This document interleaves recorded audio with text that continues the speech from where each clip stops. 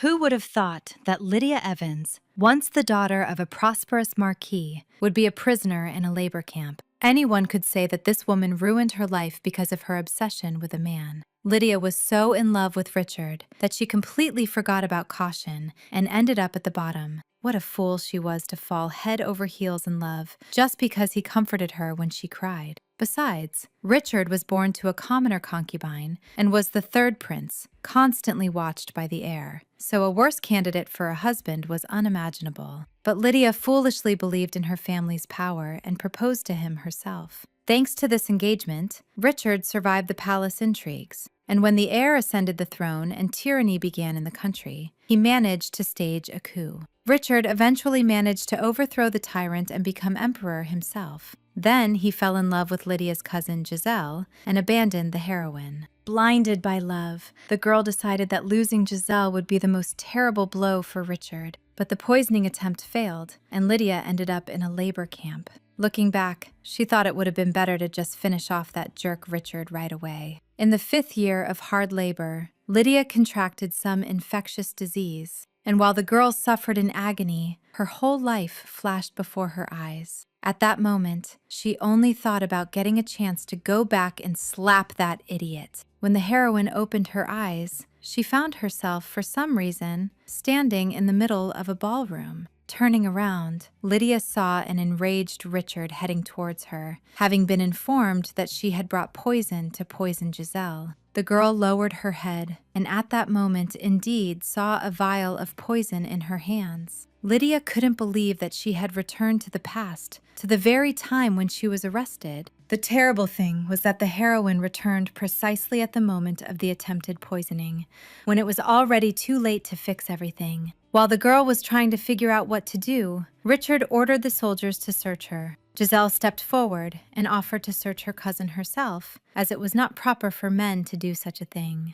Richard replied that he appreciated her concern, but asked her to stay behind him, as it could be dangerous. Lydia couldn't believe she had to come back just to witness this pathetic scene again. Suddenly, an idea came to her mind on how to fix everything, and the heroine swung her hand and slapped herself. Finally, Lydia saw everything crystal clear and decided not to ruin her own life for a man anymore. She understood that if they searched her, they would immediately find the poison, and then her fate would repeat itself. So the girl shed a tear and declared that she had been misunderstood and that the poison was intended for herself. Harming oneself was not forbidden by law, and since everyone already considered Lydia to be obsessed with men, she decided to stage a suicide attempt. If she died, Richard could have problems, and his reputation could hit rock bottom. The guests at the banquet were already whispering that he couldn't just let his former fiancée die like that. Everyone knew perfectly well that Richard owed his position precisely to the Marquis's daughter. Knowing that he would try to stop her so as not to become an outcast, Lydia decided to pretend to drink poison. But when the soldiers all rushed to save the girl at once, the vial flew out of her hands and a few drops of poison got into her mouth. Just at that moment, a man entered the hall, and in him the heroine recognized Arsène Bayern. Before she passed out, Lydia uttered his first and last name. Arsène caught her, trying to understand how the lady knew his real last name. The knights who accompanied Bayern at the event also heard Lydia say his name, and decided that there might have been a secret romance between them. Glad that they hadn't heard the last name, Arsène denied it and ordered them to call a healer instead of idle chatter. Soon, all the maids were talking about how tenderly the Marquise's daughter looked at Sir Arsène when she tried to commit suicide. And because he carried her in his arms when the girl fainted, rumors of their affair spread. Arsène Edith was the captain of the Black Wolf Knights and the strongest sword in the Empire. It was thanks to this hero that the coup organized by Richard was successful. And while rumors that he was secretly in love with the Emperor's fiancée spread like wildfire, Arsène himself did not leave Lydia's bedside at Marquis Evans' estate. The man perfectly understood that his visit would only provoke the gossips, and although he didn't want to attract undue attention, there was no choice. Arsène needed to find out why Lydia called him Bayern, and why she tried to take her own life. The ducal family of Bayern was executed for treason, and so Arsène kept the secret of his origins deep in his heart. Suddenly, Lydia stirred and, in her sleep, complained about the cold. Arson wondered why no one in this house was looking after this sick woman. He took a bundle of firewood, went to the fireplace, and lit it to make the room warmer. Arson himself didn't understand how it happened that he came to interrogate Lady Evans, but ended up looking after her. When the heroine finally came to her senses and opened her eyes, the first thing she asked for was a drink. However, she never expected to see Bayern leaning over her bed. The girl tried to sit up, but Arson advised her to be careful while she was still weak and helped her sit down. Not understanding what he was doing in her room, Lydia thanked him for his help, and he replied that she was quite lucky to have woken up so quickly after being poisoned.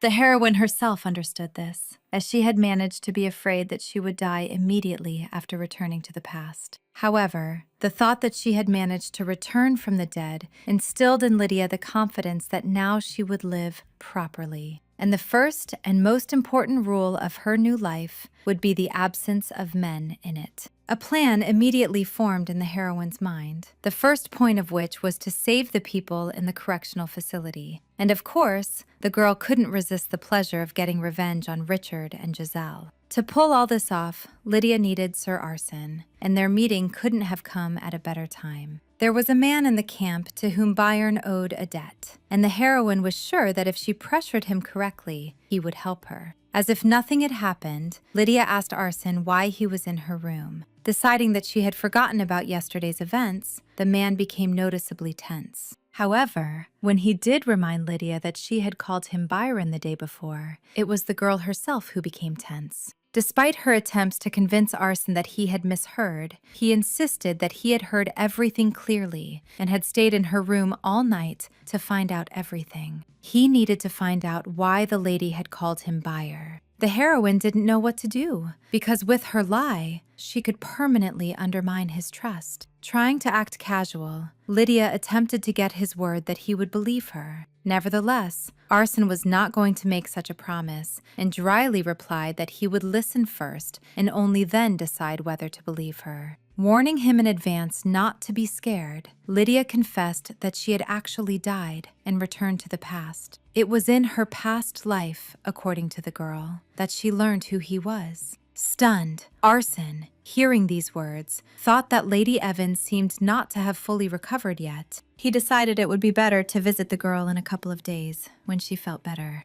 Arson was already heading for the door when Lydia exclaimed that it wasn't the ravings of a madwoman and that she knew where Byron was. Byron froze for a moment, then sharply turned around and asked her to repeat what she had just said. Then Lydia recounted that in her previous life, in a labor camp in the East, she had met his calligraphy teacher and governess. From these people, she learned that they had been caught helping Arson and his mother escape. The heroine didn't care if anyone thought she was crazy, but she needed to convince this man and secure his support, because only then could she save Byron, Nella, and Maria, thanks to whom Lydia had survived in the camp for 5 years. When her fiancé betrayed her and her family abandoned her, ironically, the only people who offered her a helping hand were those from the labor camp. Hearing Lydia in hysterics, Nella approached her and offered her food instead. Maria also supported her opinion, believing there was no point in grieving over someone who was already gone.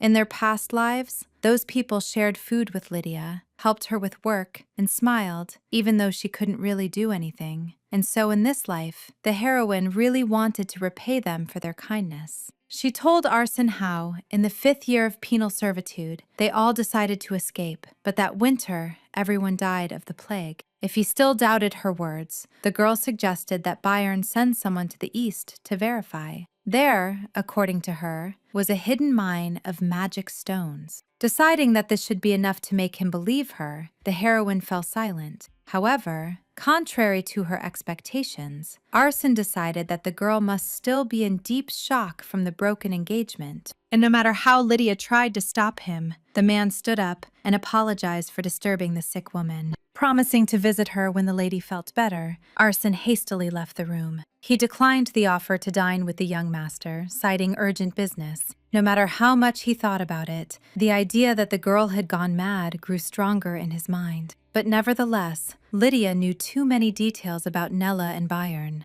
Arson could not shake the feeling that he had fallen for some trick, but first, he had to check everything. In his opinion, the Marquise's family should have taken better care of the girl before she got worse, as if everyone had abandoned her. Perhaps that was why Lydia felt ill, and Arsene even felt a little sorry for her. Meanwhile, the heroine's brother, Devon Evans, was extremely displeased that Sir Edith had declined his dinner invitation and left. He asked the butler's opinion about Arsene having spent the whole day in Lydia's room. According to the servant, Sir Edith harbored tender feelings for the young lady. The butler thought it was evident in his eyes when he carried Lydia home in his arms. And although Devon was sure that there could be nothing between his sister and Arsene, the servant insisted otherwise. The guy smirked because he planned to let his sister die since she had disgraced the family. But now everything had changed, because who would have known that his foolish sister would hook up with Arsene? So he ordered the butler not to let Lydia go out and to take good care of her. A week passed since the commotion caused by the heroine's suicide attempt. During this time, while recovering, she thought through plans for various scenarios. The problem was that there was no news from Sir Arsene, although Lydia had also considered the possibility that he wouldn't help her.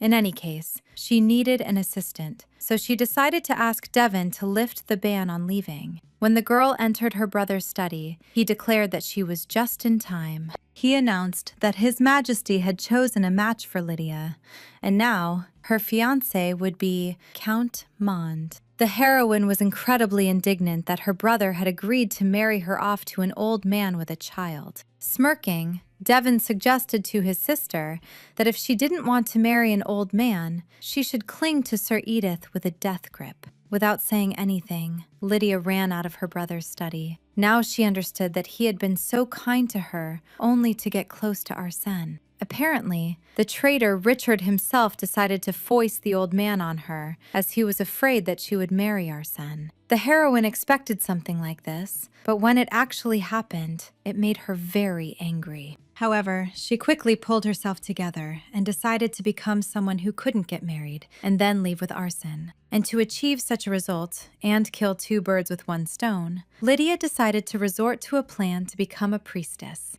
Nobles often chose the path of divine trial after some public scandal. Becoming a cleric meant giving up servants and dates due to a vow of chastity, but the heroine didn't care. In the labor camp, she had to do even dirtier work than that. As for dates, Richard Liddy literally made her sick of them. Since the door to her room was blocked, the heroine made a rope out of sheets to escape through the window. Meanwhile, Arsene was making his way through the thickets of the Evans estate garden, hoping not to get caught. He couldn't come into the house officially so as not to cause chaos, so he chose this path, and all that remained was to find Lady Evans. Arsene sent people to the east, and they confirmed that there was indeed a labor camp there. He didn't want to send a letter so as not to attract unnecessary attention, and this was the only way to see Lydia. Just as Arsene looked up to find the girl's window among the others, he saw her climbing out of it and descending a makeshift rope. The heroine herself was barely holding on, as she relied on her body, hardened in the camp, and forgot that in this life she hadn't worked. And suddenly the girl heard Arsene's voice asking what she was doing there and if everything was all right with her. And while he was trying to figure out what Lydia had gotten herself into this time, the heroine felt her hand begin to slip. Noticing this, Arsene told the girl to jump and promised to catch her. Trusting him, Lydia let go of the rope, and a moment later the guy was already holding her in his arms. The girl was so light that Arsene even thought Devon was starving her.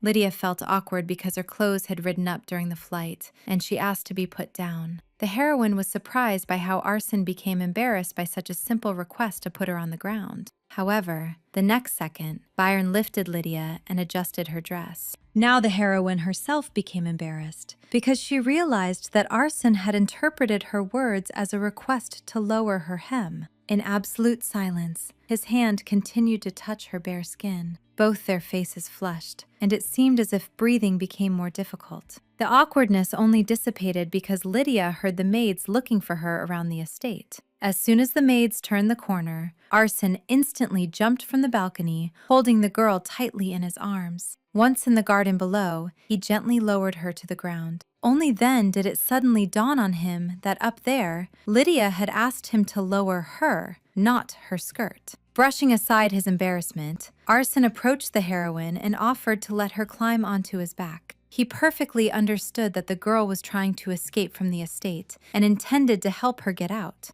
Hanging on him was embarrassing for Lydia, but trusting him in the current situation was the most reasonable decision, so she agreed. And although Arson warned the girl to hold on tight, she had no idea how fast he would run. He raced through the garden like the wind, and yet his breathing didn't falter at all. And when Arson suddenly jumped from a great height, Lydia clung to him so tightly as if she was trying to choke him. Only when they left the estate and were on horseback did the heroine suddenly wonder why he had even snuck in to see her. Arson explained that he was trying to avoid rumors this way, because even the fact that he had carried her from the ball had caused a lot of gossip. However, when Lydia asked to be taken to the temple, Byron suddenly declared that he would not do it. According to him, although the young lady said she had met him in a past life, she obviously didn't know him at all. With a terrifying smile, Arson declared that he would never let go so easily of someone who knew his secret. Before her death, his mother instructed Byron to hide his true identity at all costs and trust no one.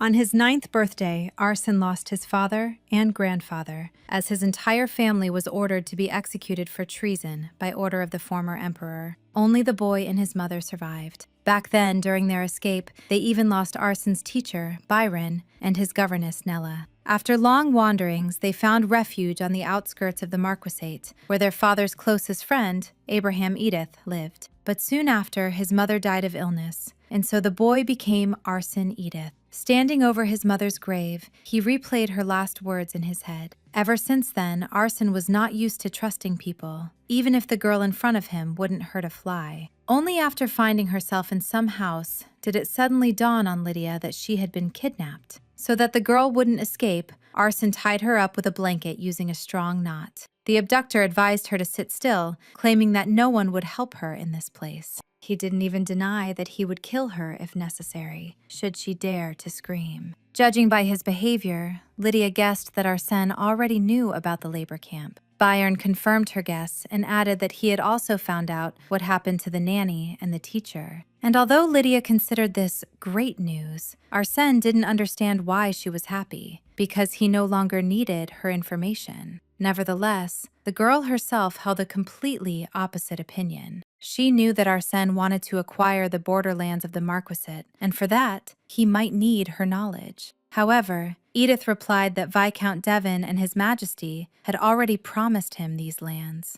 The heroine smiled and called Sir Arsène very naive. Only a naive person could believe that someone who had deceived his fiancé would keep a promise made to a stranger. Lydia wasn't lying. Until her death in the previous life, Arsène never did receive those lands. She stated that as soon as Devon realized Edith needed the land, he would never give it up. However, if Arsène marries Lydia, which her brother definitely wants, then he will give this land as a dowry. Catching his cold gaze, the heroine asked Sir Edith not to worry, as she was not going to ask him to marry her. All she needed from him was help, and in return, she promised to help him. First, Lydia needed to cure her father and win him over to her side. Devon seized power in the family only because their father fell ill. However, the girl refused to say exactly how she intended to do it. Lydia was not so foolish as to lay all her cards on the table before someone who threatened to kill her. It greatly angered her that Arsène did not believe she knew the future, even after he discovered the camp.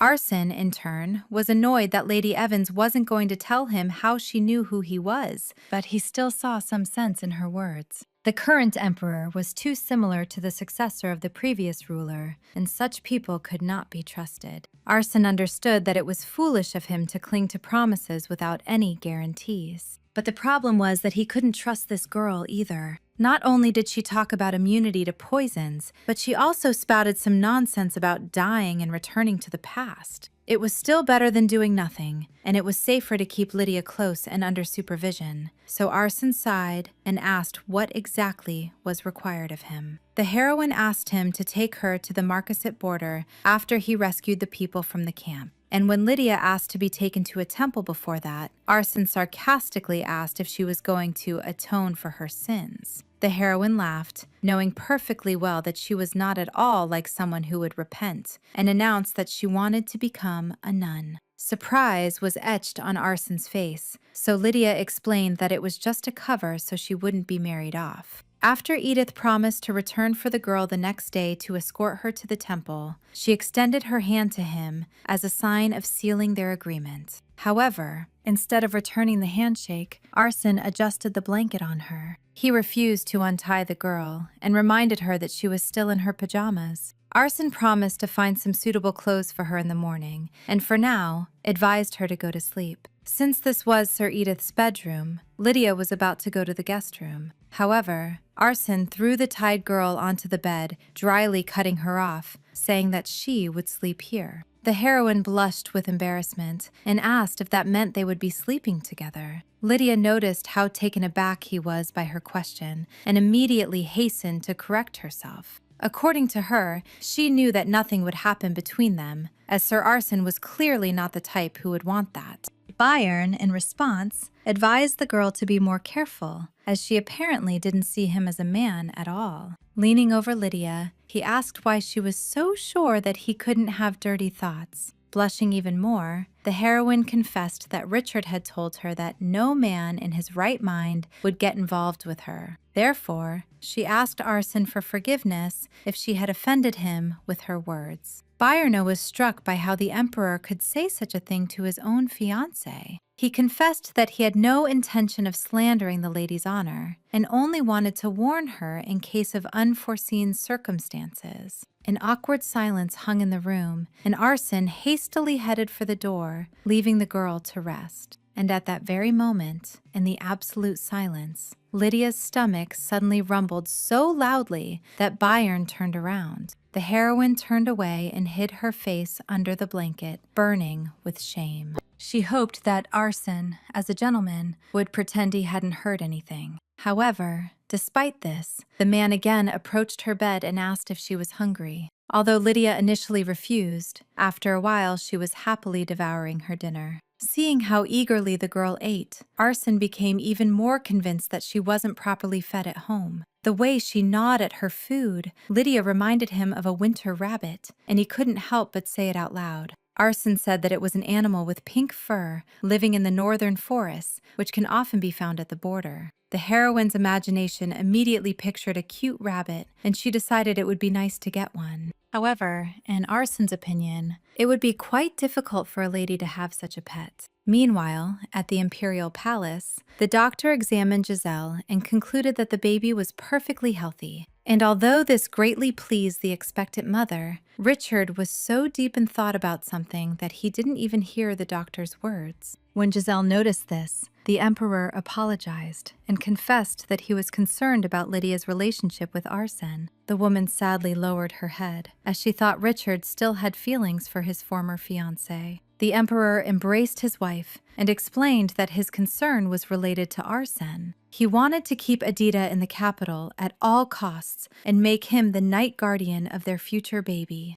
In Richard's opinion, his marriage to Lydia could become a problem. Giselle was ready to visit the Marquis's estate if it worried the emperor so much. She planned to meet Devon and find out all the details. The next morning, the heroine woke up to a persistent knock at the door. And although she expected to see Sir Arson behind the door, an unfamiliar man stood on the threshold. He announced that Sir Edith had told the girl to get dressed and come out. The man looked at Lydia so angrily that she felt uneasy, and suddenly he declared that she was no match for their captain, and if the lady was hoping for something, she'd better give up right now. The heroine was so shocked that she didn't even know what to say in response. The man added with a smirk that she who couldn't keep an emperor by her side wouldn't be able to keep a captain. Lydia didn't understand why the man, whom she was seeing for the first time in her life, was being so rude to her. When asked his name, he replied that she didn't need to know it, as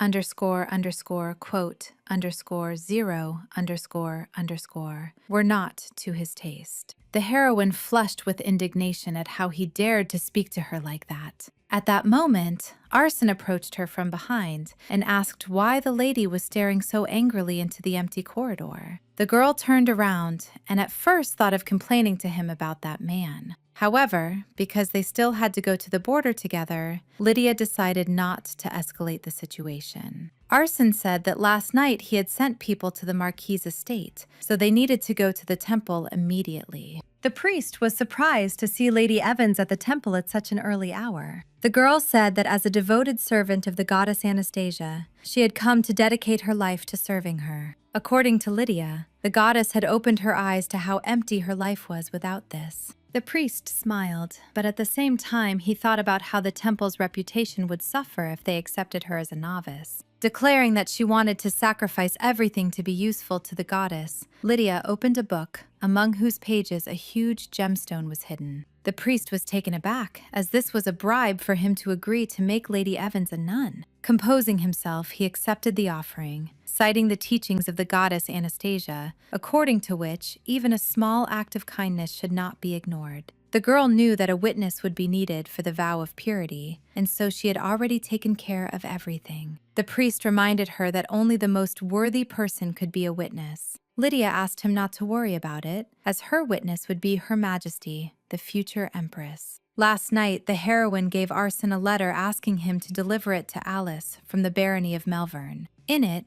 she asked Giselle to come to the ceremonial temple the next morning. Giselle wanted to be adopted into the family of Marquis Evans before the wedding. Although she was a relative of Lydia, she was essentially an orphan from a distant, collateral branch of commoners, and Richard also had an inferiority complex due to his origins. But now that her father was seriously ill, Devon and Lydia's consent was required for the adoption. That's why the heroine was sure Giselle would come, and she wasn't wrong. The girls exchanged pleasantries, and then Lydia asked if she should now address her cousin formally. Giselle waved her hand, stating that such formalities were unnecessary between sisters, and she wasn't going to act as if she were of higher status than Lydia. And while Lydia tried to make sense of her words, Giselle thought that she probably had nothing with Sir Arson, since she had decided to become a nun. And suddenly, the heroine confessed that she wanted to be frank with her. She declared that she would not forbid Giselle from using her surname, but at the same time, she did not intend to consider her a true sister. And although the future empress was initially taken aback, she then smiled and replied that this was enough for her. The ceremony, with Giselle present, went smoothly, but when Devon found out about it, he was furious. Lydia not only informed her brother that she had become a nun, but also of her intention to go with Sir Arson to the outskirts of the Marquis's estate to build a temple there. Devon couldn't believe it, and asked Sir Edith if he had indeed given his consent. Arsène confirmed Lady Evans' words and announced his intention to accompany and protect her. Devon didn't understand why he had to take his sister, who had become a nun, to such a remote place. This led him to think that Arson had feelings for Lydia, even if she didn't reciprocate. Devon stated that he had no reason to object if Sir Edith agreed. In reality, he was thinking that Lydia could always leave her life as a nun, and they just needed to fall in love. He believed that if his sister suffered enough in that wilderness, she would rely on Arson, and feelings would ignite within her. Therefore, before ending this conversation, Devon forbade Lydia from taking anything from the estate with her. In his opinion, since she had become a nun, she should now live modestly and take only a few clothes with her so as not to freeze. And while the heroine was seething with anger at this petty jerk, Devon offered Arson a cup of tea. Sitting down at the table, Evans asked Edith since when he had been so close with his sister. Arson replied that they weren't exactly close. He just thought it was a good idea to build a temple on the border. Devon watched the man carefully as he spoke and concluded that he was a very callous person. He decided to act independently and first suggested to Arsène that he confirm his sister was indeed a beauty. Since Edith didn't answer, he continued to talk about how worried he was that some scoundrel might bother Lydia at the border. Devon asked him to take care of his sister and to be the first to hug her if she looked lonely. And although Arsène noted that these words could lead to misunderstanding if someone heard them, the guy laughed. He stated that Sir Edith was a true gentleman, and that's why he liked him. Arsène looked at him and wondered if the Marquis had always been someone willing to sell his sister instead of genuinely caring for her. Until now, he had considered Devon a decent man, as he had fought alongside the current emperor during the counter-revolution. But now, Arsène was becoming increasingly convinced that Lydia's words were true. Devon is the kind of person who would easily break a promise for their own benefit. Arsène no longer wished to stay in that house and stood up, citing that it was time for him to prepare for his departure. He also announced that the trip would take place in 2 days. It turned out that they would not stay in the capital until the wedding, although, according to Devon, he understood that Lydia would not have wanted to be there anyway. When Arsène left the living room, he ran into Lady Evans in the hallway, and although the girl had planned to meet him in 2 days, he suddenly became indignant about how she intended to stay in such a place. And since Lydia only needed to pack a couple of dresses, Arsène suggested she do it right away and leave with him. The heroine thought for a moment, and then suddenly, sharply grabbed Sir Edith by the collar and pulled him towards her.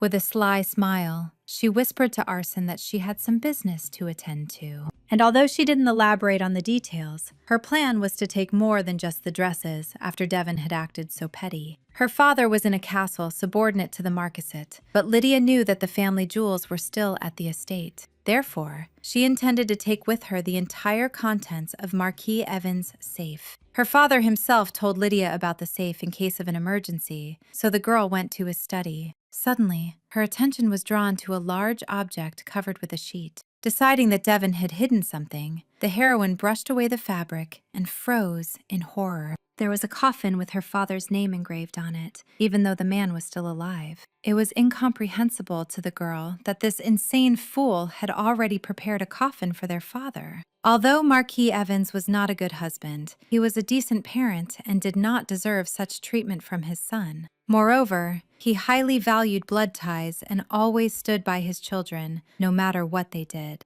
The heroine covered the coffin again, confident that it would never be needed, no matter what Devon did. Finally, among the books, Lydia managed to find the right casket. It was full of diamonds, which her father had spoken about. After the success of the uprising, before Lydia's departure to the capital, the Marquis told her about the safe and allowed her to use it if needed. Apparently, he knew that his daughter would be penniless, supporting Richard with everything she had. The heroine mentally promised her father to manage the valuables wisely. Besides, she planned to definitely save him, and he just needed to wait a little. Arsène paid a visit to the emperor to inform him that he would not be attending his wedding. Richard already knew that he was taking Lydia with him, who planned to build a temple on the border. Since she had only recently become a nun, the emperor believed that for now, everything should be quiet. Although, on the other hand, Lydia could leave the ministry at any time. Therefore, he told Arsène that he respected his intentions, but still advised him to be more careful with Lady Evans. Compared to Richard, who had recently ascended the throne, Devon already wielded great power, and an alliance with Arsène and the Knights of the Black Wolf could become dangerous. Therefore, the emperor needed to prevent Edith from getting close to Lydia. To clear up the misunderstanding, Arsène stated that he had no relationship with Lady Evans, and he had no intention of starting one. He swore on his sword that he had no feelings for this girl. In response, Richard sneered and declared that no one would want to marry a disgraced woman.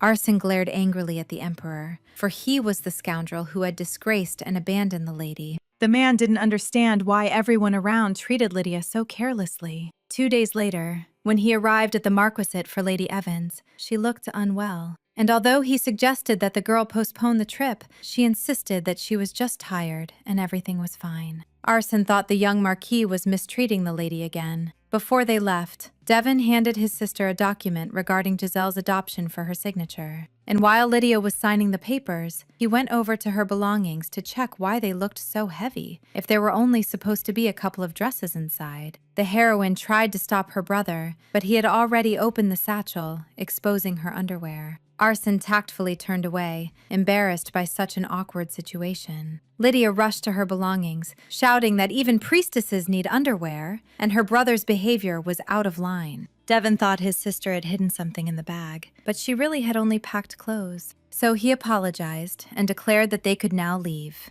Lydia walked past Arson without lifting her head and called him to follow her. In the carriage, the girl still sat with her head down, not saying a word. Arson looked with regret at Lydia, who seemed very dejected after such humiliation. Still, constantly carrying the bag with her was hardly convenient, so he suggested the lady put it on the floor. However, Lydia only clutched the satchel even tighter, claiming it contained very expensive lingerie. It was literally very expensive, as the heroine had prudently sewn diamonds into it. As Arson continued to insist that the girl put down the bag, she offered to let him look at the lingerie to see how special it was. Edith blushed and refused, stating that he was not a pervert. In his opinion, Lydia was too loose for a nun, and Arson, in her opinion, acted like a prude. Then she asked him to stop calling her lady and to address her as a nun. Since Arson had warned the heroine that they would stop at an inn along the way, Lydia asked how long it would take. Edith planned to get there in the evening, then discreetly slip away and head to the labor camp. They needed to save the people before the rest of the group arrived in the market. And since the journey promised to be grueling, Arson clarified whether Lydia truly intended to go with him. The heroine smiled and assured him that she was fine. She didn't care how hard it would be because they could save the people in the labor camp. After arriving at the inn, Sir Arson and Lydia headed east with only a few subordinates. First, Edith introduced his loyal comrade Randall Milan to the girl. After that, he introduced Lydia to his adjutant, Cedric.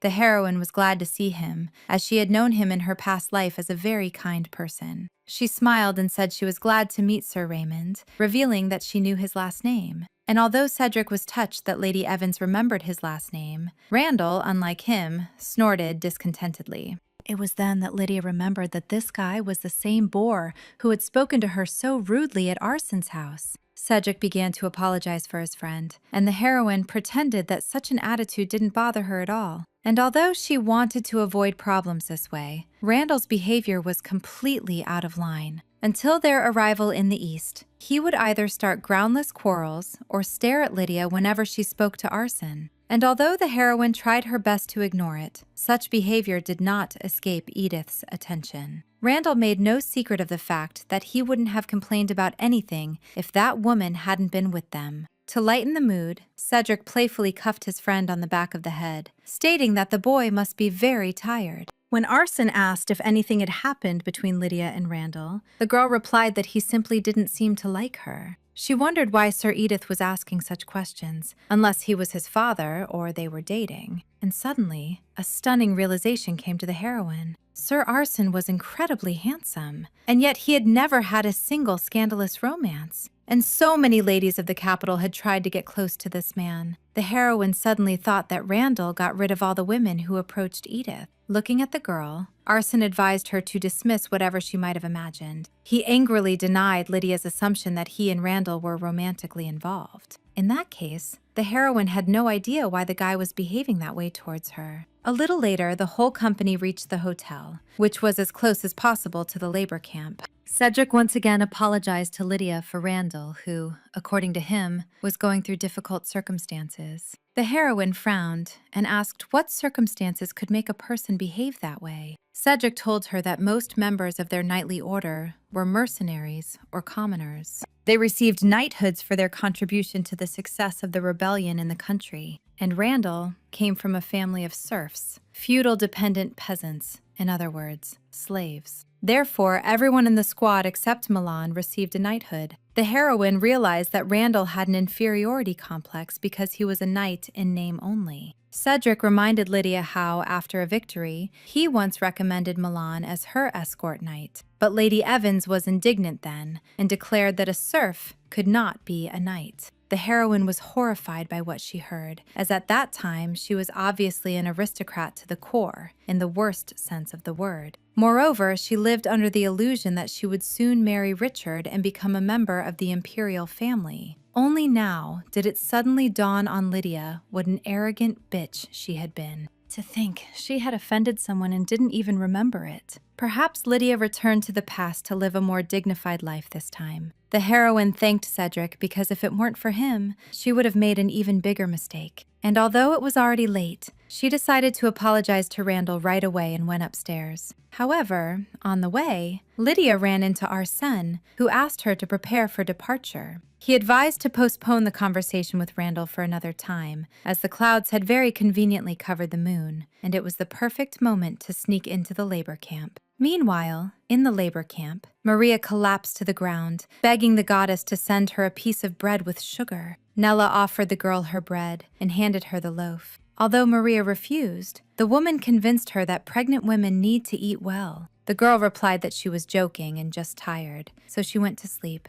In reality, this was a lie. Maria was indeed very hungry. When she thought about her child possibly being born sick because she herself hadn't eaten enough, a wave of guilt washed over her. The girl was almost asleep when she suddenly smelled bread and then heard someone waking her up. Lydia tried to wake Maria, who, half asleep, thought it was Nella trying to feed her again. However, when she finally opened her eyes, she flinched in fright, not understanding who was standing before her. An unfamiliar girl in a cloak offered her fresh pastries, gestured for her to be quiet, and whispered for her to follow. Seeing bread sprinkled with sugar in the bag, Maria decided that a goddess had appeared before her. Lydia smiled and replied that she was simply a nun who had received enormous help from her, and now she had come to take her with her. The girl promised to explain everything in more detail later, but for now, all that was required of her was to trust her. When Maria stood up, she asked permission to bring someone else with her. Lydia smiled and replied that if she was talking about Byron and Nella, they were already there. When Maria saw Arsène, she immediately understood that he was the one her friends had been so desperately looking for, and the heroine confirmed her guess. When everyone was gathered, Lydia suggested leaving the camp as soon as possible. She knew that the guards were patrolling the opposite side at this time, and for now, the path was clear. They were about to head straight into the forest when suddenly, footsteps were heard from behind, and the light of a lantern illuminated the faces of the fugitives.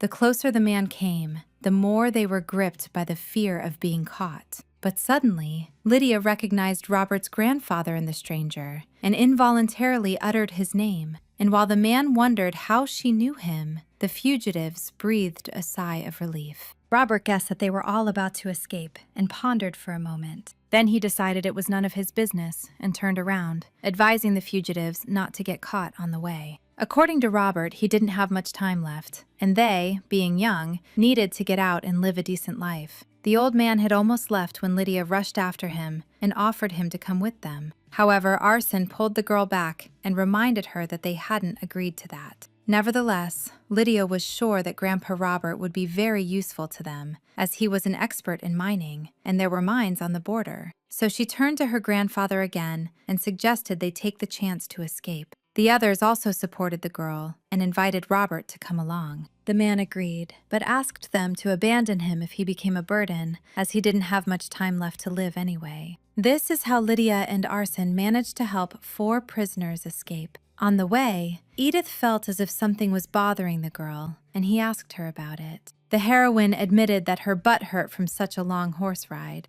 Arsène once again asked her to refrain from vulgar expressions. But Lydia saw nothing wrong with naming a body part. After all, she wasn't asking him to give her a massage or rub in ointment. Arsène warned that he would make her walk if she ever mentioned it again, as he had no desire to ride on the same horse with a pervert. And when Lydia reminded him that he had forgotten to call her a nun again, Edith stated that he simply couldn't bring himself to say it. Then the heroine suggested he just call her by her first name, but when she heard her name from his lips, she suddenly blushed. Arsène himself blushed, turned away, and for some time they rode in complete silence. This silence was quite awkward, but soon Sir Edith broke it. He asked the girl if she meant the silver mine in the borderlands when she spoke of mines. According to the information Arsène had, that mine was unprofitable, and even the previous marquis had abandoned its development. However, Lydia replied that he knew too little, because where there is silver, there can also be deposits of magic stones. She admitted that she had heard about it from Grandpa Robert himself in her past life. And while the girl was speaking, Arson was thinking that she had started all this nonsense about death and returning to the past again. He had inquired about her past but found nothing suspicious. She had lived her entire life in the capital, had no connection to the Byron house, and could not have known Byron and Nella. However, it was hardly possible to lie so smoothly. Everything turned out to be true: the labor camp in the east and the people Arson was looking for. Moreover, upon meeting the old man, Lydia was the first to call him by name. It was increasingly beginning to seem to Arson that this girl had indeed died and returned to life. Suddenly, the heroine distracted him from his thoughts and demanded a substantial percentage if they indeed found magical stones there. With this money, she planned, once she was done with her revenge, to go to a warm island somewhere in the south, as she couldn't stand winter. This seemed quite logical to Arson, because if Lydia had indeed been in that camp, it was no wonder she had come to hate the cold. Although perhaps it wasn't just about winter, and he asked the girl if it was possible that she simply detested the Empire itself.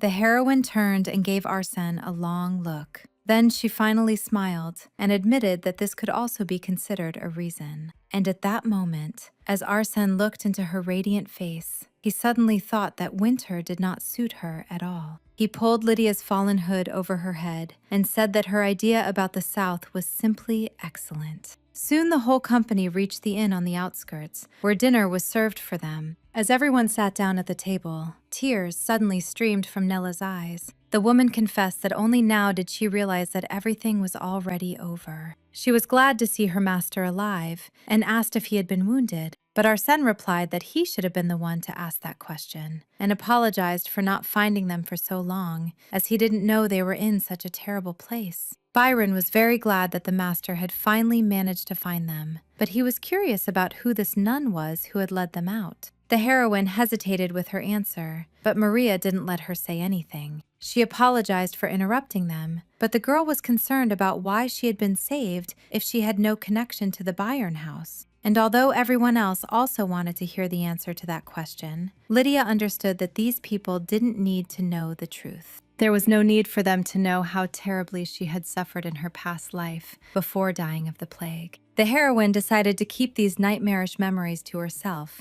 and declared that they wouldn't remember her anyway. And although Lydia couldn't explain everything in detail, she asked them to take her word for it that she was deeply indebted to all of them. Then she turned to Richard and made a special request to him. The girl said that there was a mine where they were going, and she needed him to check it for magic stones. In addition, she would be grateful if her grandfather would lead the development of that mine. Richard lowered his head, stating that he thought he was being rescued, but in reality, they wanted to put him to work in another mine again. This amused everyone, and the casual conversation at the table continued. At some point, the heroine noticed Randall stepping outside. She excused herself and hurried after him, citing a desire for some fresh air. However, when Lydia stepped out the door, she didn't find the guy outside. As soon as the heroine called Sir Randall, he suddenly appeared behind her, as if from nowhere, and sarcastically remarked what a great honor she had bestowed upon him by calling a commoner Sir. The girl shrieked in fright, and he, with a displeased look, asked what she wanted from him. Lydia stepped towards Randall and confessed that she had come to ask for his forgiveness. She explained how she had learned from Cedric that she used to look down on Milan because of his status. Contrary to his assumption that the captain made the girl apologize, it was her personal initiative. Lydia, though late, realized she had hurt Randall, but she wasn't going to force him to accept an apology. However, Milan didn't understand why the girl apologized then if she didn't need his forgiveness. The heroine guiltily lowered her head and pondered. Then the girl smiled and replied that she just wanted him to know that she would never do that again. If she started her old ways again, Lydia was ready to take a hit from Randall. The guy discontentedly stated that a knight cannot raise a hand against a girl, and although the heroine tried to explain herself further, Randall declared that it was enough and turned away. Finally, he added that he never held a grudge, and he just felt uncomfortable. When they returned to the hotel lobby, Arson breathed a sigh of relief, because he was already ready to break the two of them up. All of this was quite strange because before, Lydia would have rather gotten angry and slapped Randall. And anyway, ever since Arson contacted her, Everything around them had become strange. Lydia knew not only his true identity, but she also knew about the governess and teacher he had been looking for his entire life. The girl had changed so much, as if she had truly been reborn. Arsène finally decided to admit that no matter what had happened, Lydia Evans was no longer as arrogant and domineering as she had been in the past. It was a warm, sunny day. Lydia ran up to Byron, took his hand, and called him to come and have fun with her. Arsène flinched and opened his eyes, trying to understand what that strange dream was. It was very early morning, but when he went downstairs, he saw Byron, who was also already awake. It turned out that he and Nella were so excited about what was happening that they couldn't get any proper sleep. Arsène looked at them, and he couldn't shake the feeling that he was still dreaming. He thought he would never see these people again, but they were standing right before his eyes, alive. And if it hadn't been for Lydia, he would have searched for them much longer, or perhaps never found them at all. Just as Arsène was wondering if he had thanked Lady Evans, she also came down to join the others. Byron looked at her sleepy face and couldn't shake the thought that she resembled a cute little bunny. The heroine felt his intense gaze and asked why he was looking at her like that. Arsène was initially flustered, and then admitted that he wanted to thank her. He expressed his gratitude for the fact that it was thanks to Lydia that he was able to find his nanny and teacher. And although the girl tried to convince him that it was in her interest too, Arsène still continued to insist on his point. Nevertheless, he finally agreed that it was too early for gratitude, as they still had to escape and cross the east. The girl was determined to set off that very minute, but Arsène reminded her that she was still in her nightgown. Lydia was embarrassed by his remark, and he himself found the situation very amusing. At first, the heroes thought of returning the same way they had started the journey, that is, by dressing Milan as a merchant. However, since the fugitives could be spotted at the checkpoint, they were hidden among the cargo in the cart. The heroine knew that Milan was going to bribe the checkpoint to get through much faster, so she asked him to hand over 2 more gold buttons along with the other coins. These buttons had fallen off Devon's jacket cuffs, and they had the Evans family cross engraved on them.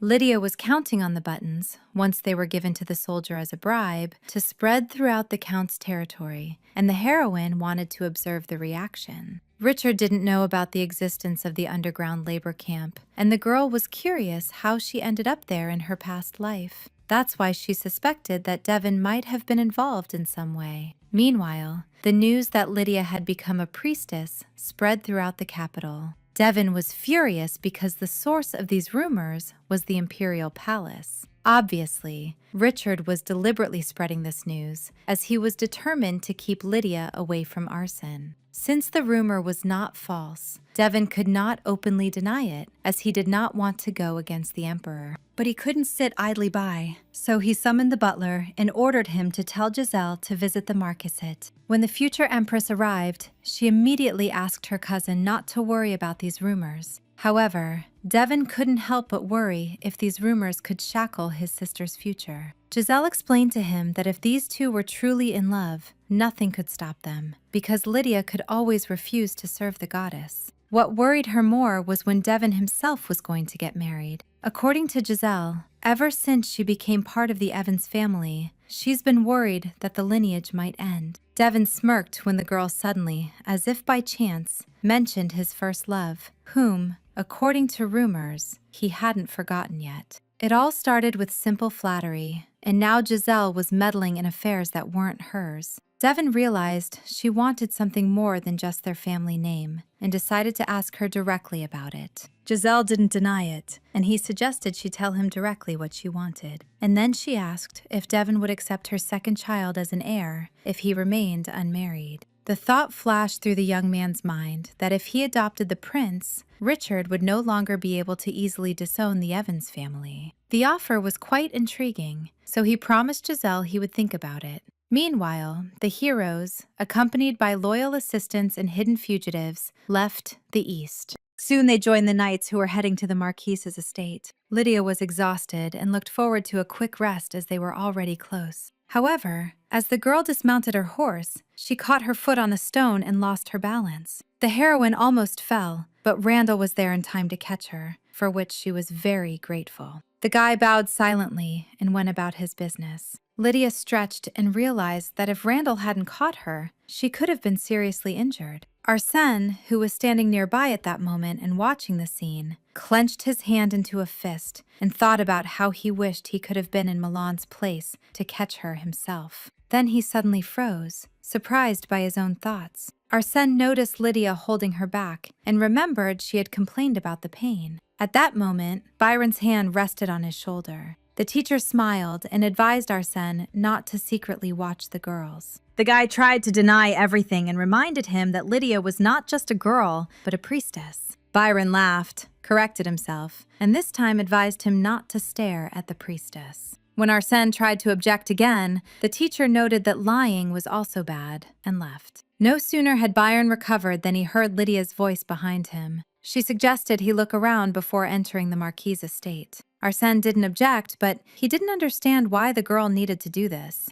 Then the heroine told him that she was going to cure her father with a certain medicine. Marquis Evans suffered from the white spirit disease, which caused him to experience corresponding hallucinations. For a long time, it was considered incurable, but in her past life, Lydia managed to get medicine in a labor camp. In fact, the source of the disease was narcotic poisoning from a medicinal herb widely used in the country. The heroine learned that toxins could be removed from the body with the help of dandelion roots. She gathered a whole bunch of flowers and made a rich decoction from them. Arsène barely believed in treating the illness with such tea, but Lydia was determined. She carefully lifted her father's head from the pillow and gave him the healing concoction. In her past life, Lydia couldn't be with her father at the moment of his death because she was locked in a labor camp. But this time, the girl intended to fight to the end, and 10 days later, Marquis Evans finally opened his eyes. The first person he saw by his bed was his daughter. Lydia's eyes filled with tears,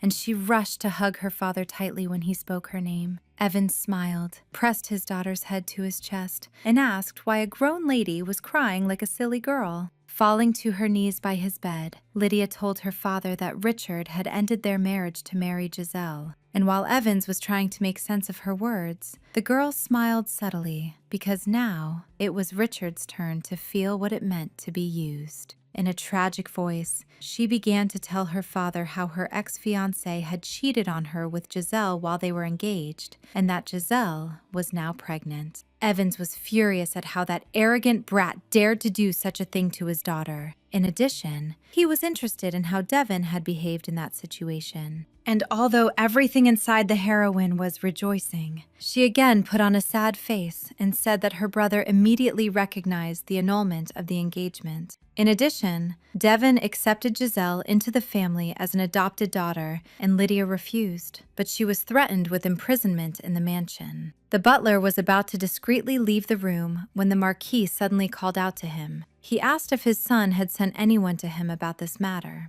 Learning that Devon hadn't done this since leaving the capital, Evans lost his temper as the situation was so serious and he hadn't informed him, and only Lydia cared for him. The Marquis ordered his son to be summoned immediately, but his daughter stopped him. She confessed that she hadn't wanted to say it and was afraid of shocking her father, but now she had finally decided to. And although Evans couldn't imagine what else could shock him more, Lydia told him that Devon had already prepared a coffin for his father in advance. A deathly silence hung in the room, and the heroine felt the gaze of her father and the butler upon her. After a minute, which seemed to last an eternity, Evans thanked his daughter for her frankness and decided to send someone to the capital to confirm it. Then he ordered the butler to make sure that the news of his recovery did not reach the capital. The heroine smiled imperceptibly because her father was obsessed with the idea of established pedigrees. He believed that only a son, in whom his blood flowed, could be his heir, and therefore he was eternally lenient with Devon.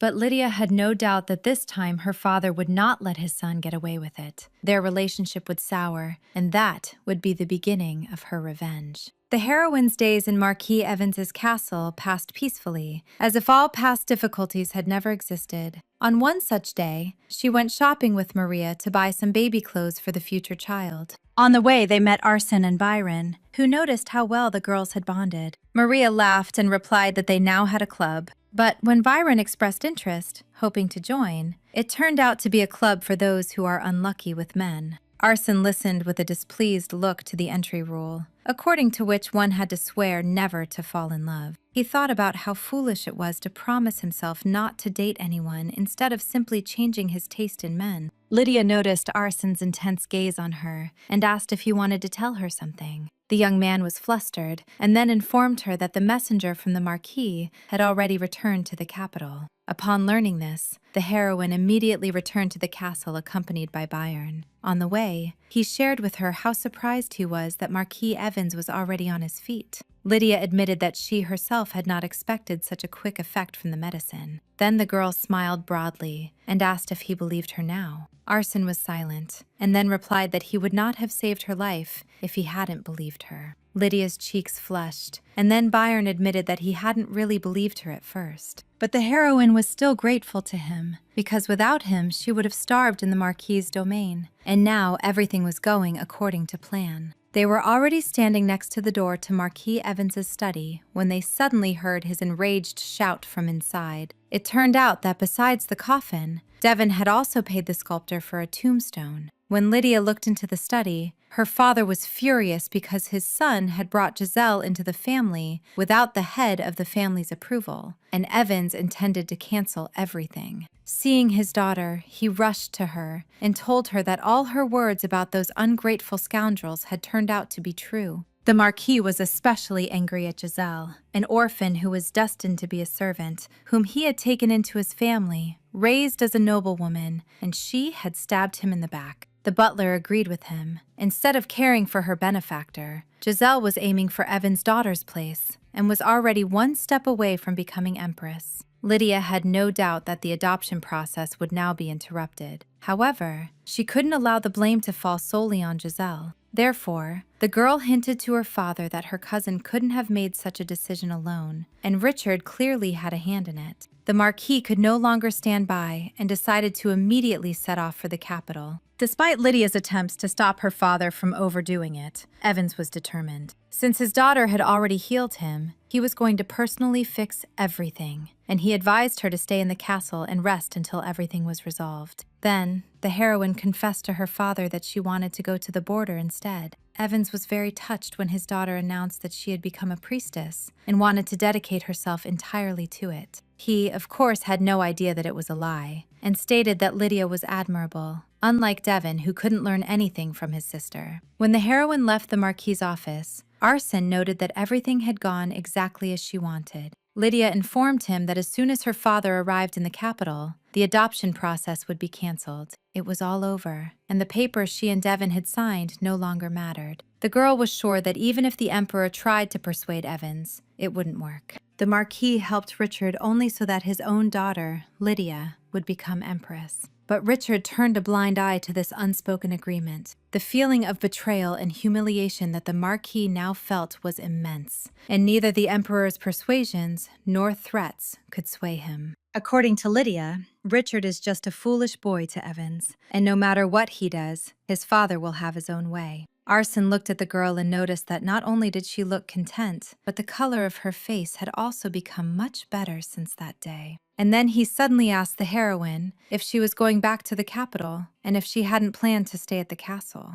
Lydia noticed that Arson had become too agitated when asking that question. The girl looked him sternly in the eyes and asked if he really thought she would blab his secret to everyone. She decided that Arson wanted her to stay, and he himself was vigilantly watching her. The heroine continued to pour out guesses and wouldn't let him get a word in, this time assuming that he didn't want her to go with him to the border. Lydia asked him not to worry that she would bother him, as she had no intention of setting foot in Edith's estate. When asked where she was going to stay there, the heroine said that she had learned from Cedric that there was a temple there. Arson knew that there really was a temple there, but he also knew that this temple had not been used for more than 50 years. And when he informed Lydia that only ruins remained there, she replied that Byron would patch up the building. Arson clutched his head, trying to re-evaluate all the girl's words, and she kept convincing him that she wouldn't cause him any problems. Lydia had simply never been to the border and didn't know how cold and dangerous it was there. The next day, when Marquis Evans departed for the capital, the heroes prepared to set off for the border. Lydia was about to mount her horse when Arson approached and stopped her. He advised the girl to take a carriage this time, as the road to the border was dangerous. And although Lydia agreed, nothing dangerous happened on the way, even though the road was indeed difficult. The heroine decided that Arson was probably warning about the monsters that inhabit the border. The border referred to 3 villages on the outskirts of the Marcasits lands, with infertile soil and long nights where monsters often appeared. From ancient times, Edith's family, vassals of the Evans, protected the border in exchange for exemption from taxes and military service.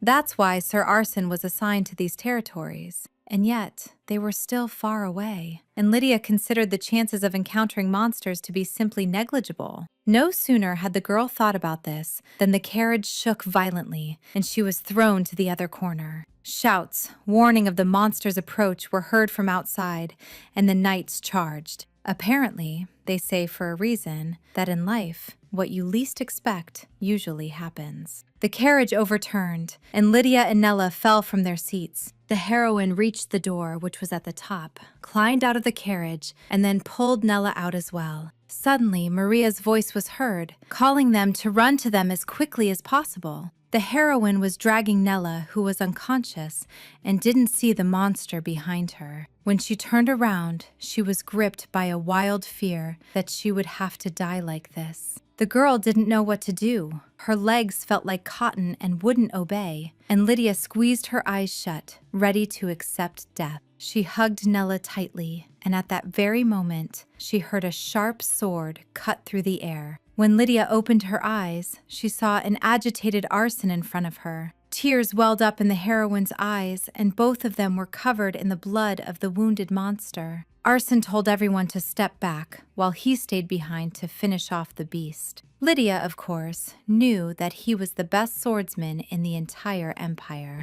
But seeing everything firsthand, it became clear to her why Devon and Richard so desired Arson to be on their side. Maria was frightened when she saw so much blood on Lydia. The heroine calmed her down and explained that it was monster blood, and none of them were hurt. Maria was glad that she was safe, but advised Lydia to wash up and change when everything settled down. An hour later, the heroine breathed a sigh of relief because she had finally washed all the blood off herself. They were lucky that there was a stream nearby, and Maria suggested returning there to wash their clothes at the same time. But when the girls got there, Lydia flushed with embarrassment because half-naked knights were bathing in the stream. Maria took the initiative and asked the men not to pay attention to them while they washed their clothes aside. However, the heroine squeezed her eyes shut and suggested to her friend that they do it a little later. Maria saw nothing shameful in this, as the knights were not completely undressed, and suggested to Lydia that they admire their beautiful uniforms.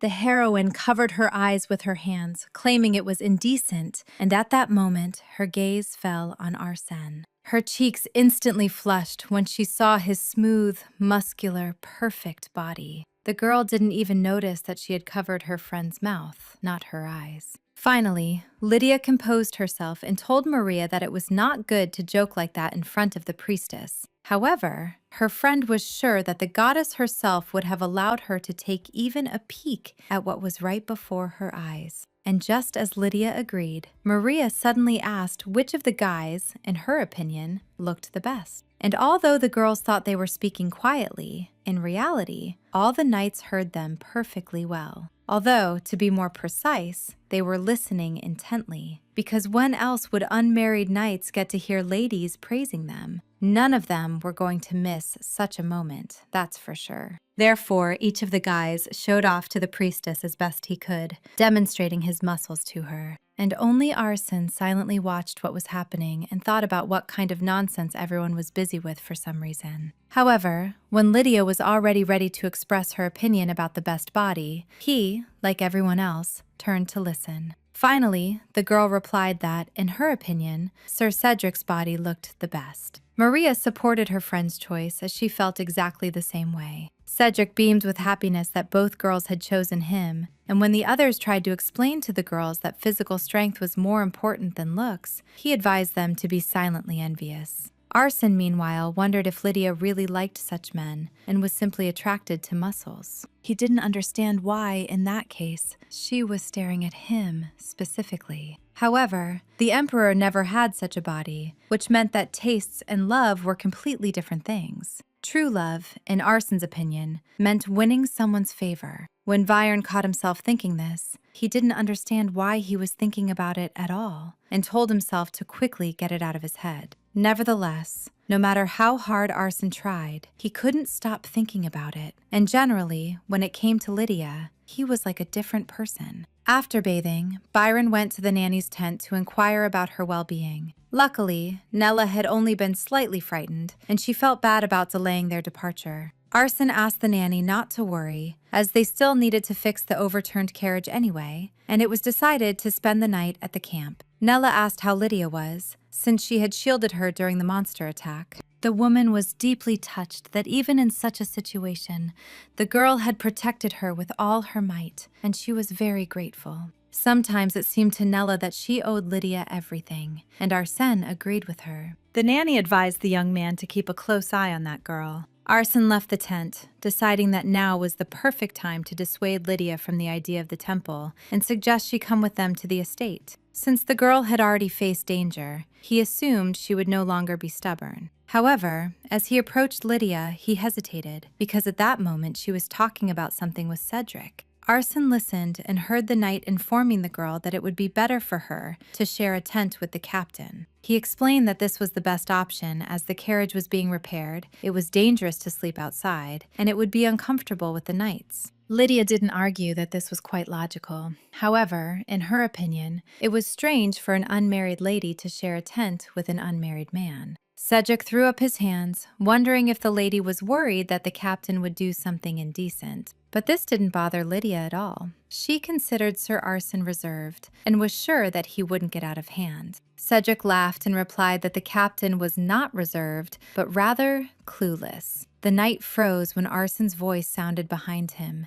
noting that he had talked too much. But Lydia could not be stopped, and she began to tease Arson as clueless, no matter how much he denied it. Byron explained to her that clueless guys don't know how to talk to ladies, and he himself chose not to date anyone. And although it initially seemed to him that Lydia didn't believe him, she stated the opposite with a smirk. Moreover, after these words, she no longer felt awkward about having to share a tent with him. Arson suggested that the heroine make herself comfortable inside, while he intended to stay outside. Lydia laughed, because for someone so clueless, he had rather good manners. The girl was curious why he remained single if he was so popular with ladies, and if it was connected to his secret. In part, she was right, because if he had a beloved, he would want to tell her everything. But Arson did not want to place such a heavy burden on another person. To the question of why Lydia was so interested in his personal life, the girl replied that people usually get married at his age, but he was still not engaged.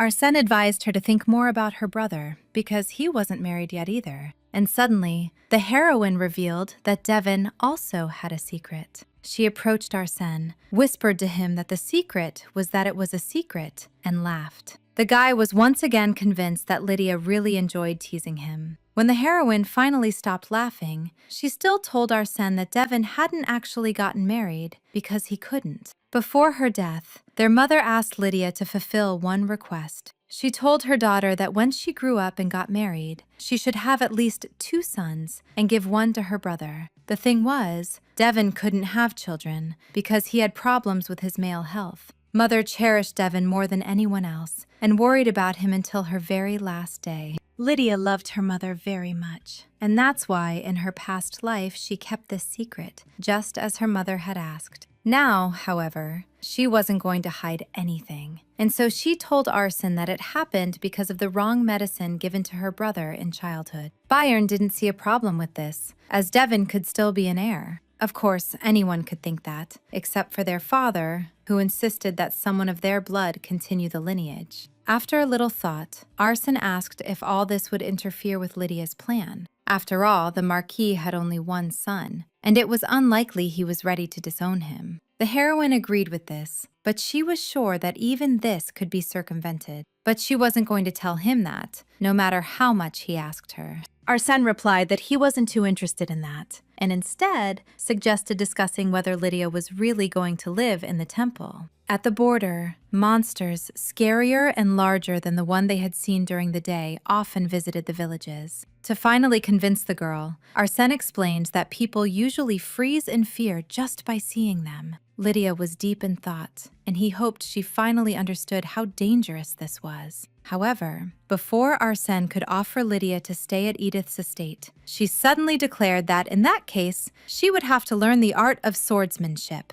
He had not expected to hear such a solution to the problem from her. And when Lydia repeated once again that she wasn't going to be a burden to him, Arsène realized that convincing her wouldn't be so easy. He suggested the girl stop talking nonsense and go to bed as soon as possible, so they could set off at dawn. And although Lydia was indignant, wondering who goes to bed at such an hour, a minute later, Arsène was already watching her sleep. He sat down on the neighboring bed and thought about how difficult the past few days had been. Lydia poisoned herself, climbed off the balcony to escape from home, snuck into a labor camp, and was then attacked by a monster. Suddenly, the heroine began to toss and moan in her sleep, and Arsène approached her bed. Judging by the girl's furrowed brow, she was having some kind of nightmare. Lydia was sitting on the bare, cold floor of an underground dungeon. On the other side of the bars stood Richard, promising the girl he wouldn't kill her. He explained to her that an attempt on the future empress and the heir in her womb was a serious crime. But since Lydia, being his fiancée, saved him, a mere prince now, having become emperor, he decided to spare her life. Richard expected exemplary behavior from the girl, as he had saved her from execution only once and was not going to show her mercy again. When the emperor turned to leave, Lydia reached out a trembling hand to him and began to beg him not to go. She admitted her mistake and asked him to stay with her a little longer because she was very scared. But this was a different Lydia, the one she had been before in a past life, and now it was as if she was looking at herself from the outside. That scoundrel didn't even turn around, as if it was too much trouble for him to even look at the girl. The new Lydia smirked. She, like him, had no intention of killing him either. Instead, the heroine was determined to make his life hell. Arsène stood by Lydia's bed and heard her begging Richard not to leave. She said she hated the emperor, but her heart was obviously still drawn to him. But Arsène himself, for some reason, felt a strange and unpleasant sensation at this thought. He didn't understand what it was because whatever Lydia felt for the emperor, it shouldn't have concerned him. And yet, for some reason, first in the hollow and now again next to her, Arsène felt something inexplicable. The next morning, Devon was informed that his father was already approaching their capital residence. The servant reported that Marquis Evans had recently crossed the outer walls of the capital. Devon hadn't even had time to find out the details about the White Spirit's illness when he heard the rustle of wheels. He ordered his servant to immediately get rid of the coffin, and he himself rushed to meet the Marquis, who was already getting out of the carriage. With a wide smile on his face, Devon rushed into the courtyard, trying with all his might to show how happy he was about his father's recovery. But Evans was clearly not in the mood for joyful embraces. He frowned at his son and asked if it was true that he intended to adopt Giselle into their family. Devon was initially tense, then suggested to his father that they continue their conversation inside. As they entered the house, he was relieved to notice that the coffin had already been removed. Devon asked the butler if his father was truly well, as he didn't look good. The butler replied that the Marquis was simply tired from his journey, and there was no cause for concern. However, Evans himself was concerned about something completely different, and he once again asked his son if he was really going to adopt Giselle. When Devon looked away and admitted it, the Marquis gnashed his teeth in anger. He accused his son of completely losing his pride, if instead of fighting, he sided with the instigator when she took his sister's place. In his defense, Devon stated that Lydia herself said she wouldn't be happy if she married without love. Evans could hardly believe that his son accepted the breakup for his sister's happiness. But Devon replied that it was partly true, and besides, the Emperor had promised him something. According to him, Richard promised to grant Marquis Evans the title of Duke. However, the father grabbed a pillow from the bed and threw it at Devon, who still didn't understand what exactly he disliked. Evans was furious with his son, whose greed could ruin their entire family. Meanwhile, after 2 days of travel, the heroes finally reached the borderlands. Lydia looked around, not understanding why the villages were in such decline, as these lands had not seen fighting during the coup. Cedric noticed the girl's surprise and approached her to try and clarify things. He explained that half of the Knightly Order was busy with a rebellion, so there weren't enough people to fight the monsters. However, Cedric had no doubt that now that the captain was back, everything would be fine. It was now clear to Lydia that Sir Arson was the pillar of the borderlands. The heroine noticed Nella and Byron hugging some people, and tears of happiness streaming down their cheeks.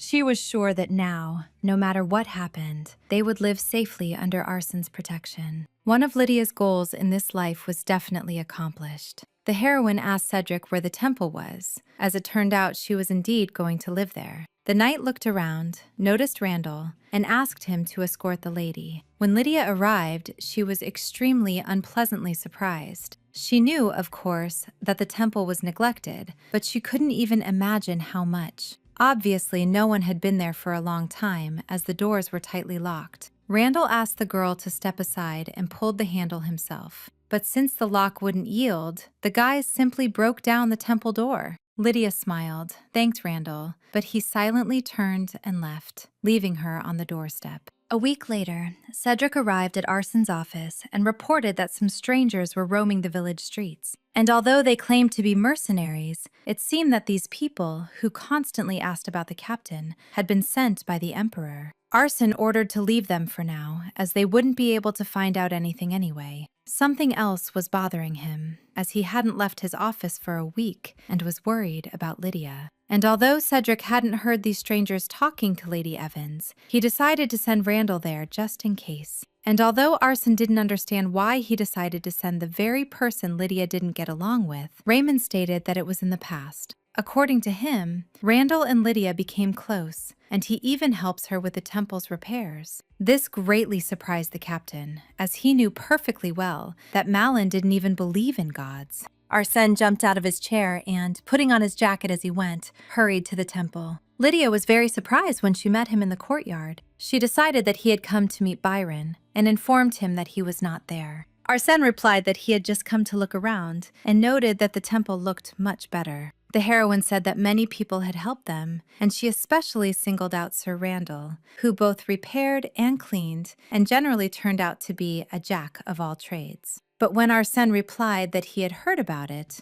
Lydia decided that he was deliberately pretending. Because when she thanked Randall for his help, he said that the captain had ordered him to help her. From all this, the girl concluded that Arsène was simply too shy to talk about it. Apparently, Sir Cedric was right when he called the captain completely clueless. Lydia laughed, but not wanting to embarrass Arsène even more, she made a request to him. She had heard about a lily-of-the-valley glade in the forest and wanted to gather them to plant near the temple. Since it was dangerous for her to go there alone, Arsène declared that he would go with her. No matter how Lydia tried to dissuade him, as she was sure he had many other things to do, he still insisted. And although she claimed she could go there later with Byron, Arsène knew perfectly well that she would go there alone. And while the heroine was trying to figure out how he knew that, Byron offered her his hand. There were slippery stones in the forest, and she could slip, so he advised Lydia to be careful. The girl allowed him to help her, and they continued walking hand in hand. When the heroes reached the place, Lydia was delighted by the number of snow-white flowers that covered the entire glade. But at some point, she suddenly returned to Arsène and, with horror in her eyes, announced that there was a monster in the bushes. The guy turned towards the monster, but for some reason, his gaze remained completely calm. He explained to Lydia that it was not a monster at all, but a winter rabbit.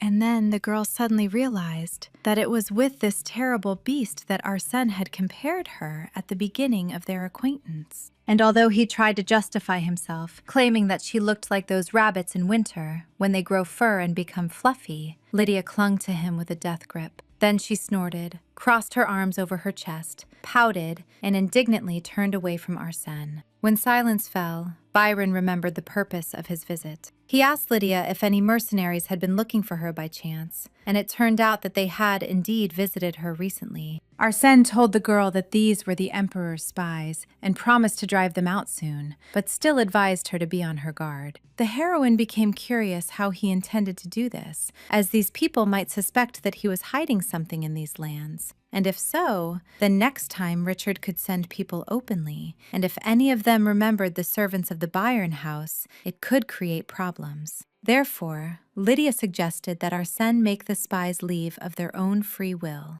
All they had to do was stage a drama between the two of them. Of course, because of this plan, they risked facing consequences later on. Nevertheless, Lydia suggested pretending that she was chasing Arsène and he wasn't interested in her. And although Byron was literally speechless at such a proposal, the heroine was confident in the success of this plan. She had no doubt that as soon as the spies found out about this, they would immediately rush to report the news to the Emperor. Lydia planned to behave as she had before with Richard, because he himself had spoken of her talent for scaring men away, and although, in Arsène's opinion, the Emperor might have dragged the girl to the capital to nip everything in the bud, she was sure of the opposite. Because in that case, rumors might start to spread that Richard still harbored feelings for his ex-fiancée, and since he ascended the throne as a result of a coup d'état, his position was precarious. Moreover, he had already tarnished his reputation when he broke off his engagement with Lydia. Richard needed the support of society and the people, and therefore the heroine was sure that he would not want all this gossip. Lydia considered her plan quite good, and Arsène finally agreed. He leaned towards her and asked to keep this idea just between them. And besides, in Arsène's opinion, if Lydia was going to do something, she needed to do it smartly. The heroine promised to visit his estate so often that she would wear out his doorstep. Then she laughed and advised Arsène to be careful, and he replied that it would be simpler if she just stayed with him right away. The heroine didn't understand why he was so persistently trying to drag her to his place.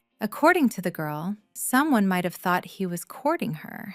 And although Arsène insisted that wasn't the case, she laughingly replied that she knew, and it was because he was simply clueless. Lydia noticed another clearing with flowers and hurried there. Arsène watched her go, thinking that he completely didn't understand the Emperor. He didn't understand what Lydia did to annoy Richard so much that he constantly whined about how tired he was. In Arsène's opinion, this girl was incredibly cute when she pestered and teased someone. In reality, he didn't necessarily have to tell Lydia that she should do something wisely. And anyway, he could have not come up with any plan in the first place, but he didn't want to refuse, because he actually didn't mind spending time with her at all. When they returned to the temple, Lydia thanked Arsène for escorting her, but at the same time, she told him not to be nice to her from now on, because according to the plan, she was supposed to be chasing him. Arsène blushed and replied that he wasn't chasing her, but just looking after her. And still, Lydia asked him to assist her for the sake of their common goal. When the heroine got Arsène's promise, she remembered something else, and thanked him for sending Sir Randall to her. And although Byron didn't understand what she was talking about, Lydia laughingly stated that she knew he had told him to help her with the repairs. The girl found it very typical to hide his intentions due to embarrassment, and yet she wanted to thank him. Arsène could still object, say that he hadn't given such an order, or that Randall had lied, but for some reason, he didn't want to. When Byron was returning home, it was already getting dark, and he had told Cedric that he wouldn't be at the temple for long. The thought that he would now have to pretend to push Lydia away kept bothering him. And Lydia, meanwhile, was thinking that she would now have to pretend that she wasn't indifferent to Arsène, and they both wondered if they would really succeed. The debutante ball fell on the day of Lydia's mother's death. She constantly thought about her and couldn't calmly socialize with others. At some point, the girl couldn't take it anymore and ran out into the yard, where she bumped into Richard. He asked Lady Evans why she wasn't at the ball. The heroine burst into tears and confessed that she missed her mother very much. Then Richard offered her his handkerchief, said it was okay to cry, and that he understood her feelings. He admitted that sometimes he himself missed his late mother very much. Apparently, it was at that moment that Lydia's heart first reached out to Richard. From that day on, Lady Evans was a frequent guest at the Third Prince's Palace, and the servants began to spread rumors about them. Then came the engagement, then the betrayal, the breaking of the engagement, and finally, the imprisonment. But Lydia didn't really want to remember such things, and she pushed those thoughts away. Nevertheless, she was about to do something similar again, but this time for revenge. Lydia firmly decided to stage a performance the very next day and flirt with Arsène in front of everyone. However, the next day, as the heroine was walking through the square, she noticed some commotion there. She learned from Arsène that the county of Vond had deceived them again. When Lydia found out that the county was selling grain to these lands 10 times more expensively, she decided to deal with it quickly. But the problem was that bringing provisions to the border was not easy, as monsters immediately smelled the grain. They could have bought seeds to grow something themselves, but merchants refused to sell them any. It turned out that they were inflating prices, as they knew that the border residents had no choice. When asked if the Count knew about this, Lydia couldn't answer precisely, as he was always in the capital, but the land manager definitely knew about it. This information surprised the heroine, as she had never met the Count in the capital. If he didn't attend the same events as Lydia, then he didn't have much power. And if he was lower in status than the Marquis, then it was time for not the priestess, but Lady Evans of the Marquisate to make her entrance. So Lydia loudly asked who was ready to stir up some trouble in Wand County with her. Just a few days later, the heroine was sitting in a carriage with Arsène. She admitted with a smile that she hadn't even imagined that he would be the one traveling with her. Despite the fact that Lydia was accompanied by knights, Arsène was afraid that nothing would happen to her. He was sure that the girl would be safest with him. Arsène tired her with his talk about the county having poor security, that merchant ships constantly docked there, mercenaries swarmed around, and robberies happened at every turn. Lydia knew that Sir Randall also really wanted to go, and regretted that he couldn't. A week before that, when the heroine asked who wanted to stir up trouble in the county with her, Milan, along with the others, raised his hand. The girl was thrilled by how enthusiastic everyone was about her suggestion. However, Arsène was against leaving the border unguarded, so he announced that not everyone would go. He pointed to Cedric and 3 other knights whom he intended to take with him, but Randall was not among them. Later, in the carriage, Arsène realized that he shouldn't have chosen the escorts personally. He could only hope that Randall hadn't noticed it, especially since it happened in front of his subordinates. Lydia distracted Arsène from his thoughts when she asked him about the list he had mentioned. Bayern had everything ready, and he handed the girl a scroll. The list was incredibly long, and when Lydia noticed it, Arsène turned away, feeling awkward. Without looking her in the eyes, he explained that the monster attack had caused enough damage which made the list grow. However, Lydia didn't see a problem with this, as she was sure they would have enough finances. With these words, she unfolded the pouch and showed Arsène the diamonds hidden inside. With a cunning smile, the girl declared that it was too early to be surprised, and that wasn't all. Before Arsène could recover, she pulled out her underwear from the travel bag and showed it to him. She explained that she had sewn her father's emergency supplies into it to smuggle them out unnoticed by Devon. The diamonds might not be enough, so they had to get everything. When Lydia admitted she was a little tired because she had to stay up late ripping seams the night before, Arsène, hiding his face in shame, told her to hand him the laundry so he could do it himself. The heroine hesitated, but he convinced her that she needed some sleep to have the strength to stir up trouble in the county. Finally, the girl agreed to take a nap, thanked Arsène, and jokingly added that she wouldn't worry if some of her underwear suddenly went missing. Within a few minutes, Lydia fell asleep, settling into the seat. Arsène clutched his head, amazed at what he was even doing. When the heroes reached the county of Vond, Lydia was astonished. They had only crossed the river, but the standard of living there was completely different. There were inns, shops, and restaurants everywhere. The territories, though small, were luxurious, and it seemed strange to the girl that she had never heard of the Count before. But there was no time to think about it now, and Lydia proceeded with what she had come here for. For the next week, she was to return in the guise of the well-known spoiled and selfish Lady Evans. According to the plan, the heroine was supposed to spend a lot of money so that everyone would think she was still under the Marquis's care. Lydia was supposed to pretend to be a fool so that they would fleece her for as much money as possible. And as soon as the land manager heard about her, she was to cause a big scandal and send him away. And since Sir Arson also went to the county with her, they could kill two birds with one stone. Lydia decided to drag him around everywhere as her bodyguard, as if she were completely foolish, so that rumors would spread that she was fond of him. And the heroine began to implement her plan, starting with the most luxurious clothing boutique in the county. She grabbed Arson by his tie and told him to pretend he was being dragged against his will.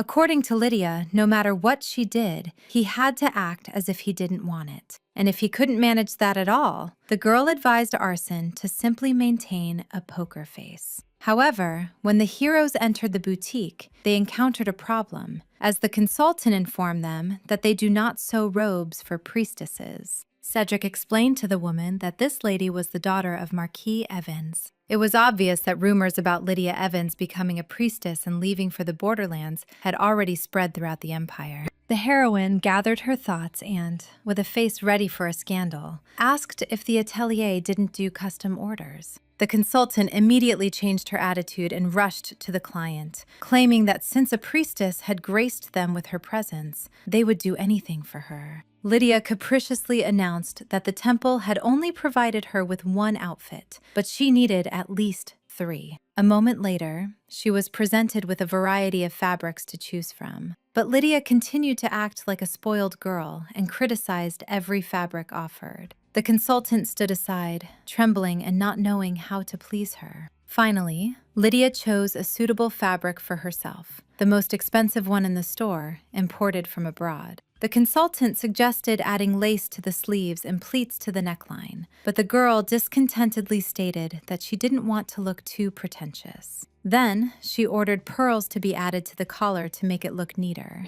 Everyone started praising her for her attention to detail and showering her with compliments. When asked if they would be finished in a week, the consultant promised to complete it as quickly as possible. And suddenly, she asked Lydia why her maid wasn't with her, as usually assistants handle such things. Lydia angrily looked at the consultant and indignantly asked why a priestess would need to bring a maid with her. The woman was flustered and hesitated, not knowing what to answer. After all, if you look at it from another perspective, priestesses don't sew pearls onto their collars. Arsène was impressed. Lydia really did look like a spoiled girl who had been forced to become a priestess. By that time, the consultant had finally composed herself and apologized to Lady Evans. The heroine called out to Sir Arson and motioned for him to pay. The consultant's mouth dropped open in surprise when a real diamond appeared in her hands. And when she asked again if the lady was really going to pay for 3 dresses with diamonds, Lydia, with feigned displeasure, asked if there could be any problems with that. It was a perfect hit, because after such an overpayment, everyone would know by the next day that an easy target had appeared in the county. As expected, the next day, every merchant was hunting for Lydia. The only problem was that the heroine was incredibly tired of wandering through shops. There were a lot of people around, and the girl decided it was time to start her game. With tears in her eyes, she collapsed right onto the ground and began to complain about how tired her legs were. Lydia pitifully turned to Sir Arson and asked him to carry her in his arms. The girl assumed that he would, of course, get all huffy and refuse her. However, contrary to her expectations, before Lydia could even realize what was happening, she found herself in Arson's arms. His gaze showed strong anxiety as he looked into the girl's eyes and asked if she was really that tired. The heroine's thoughts were muddled from the shock she experienced, because everything had gone completely wrong.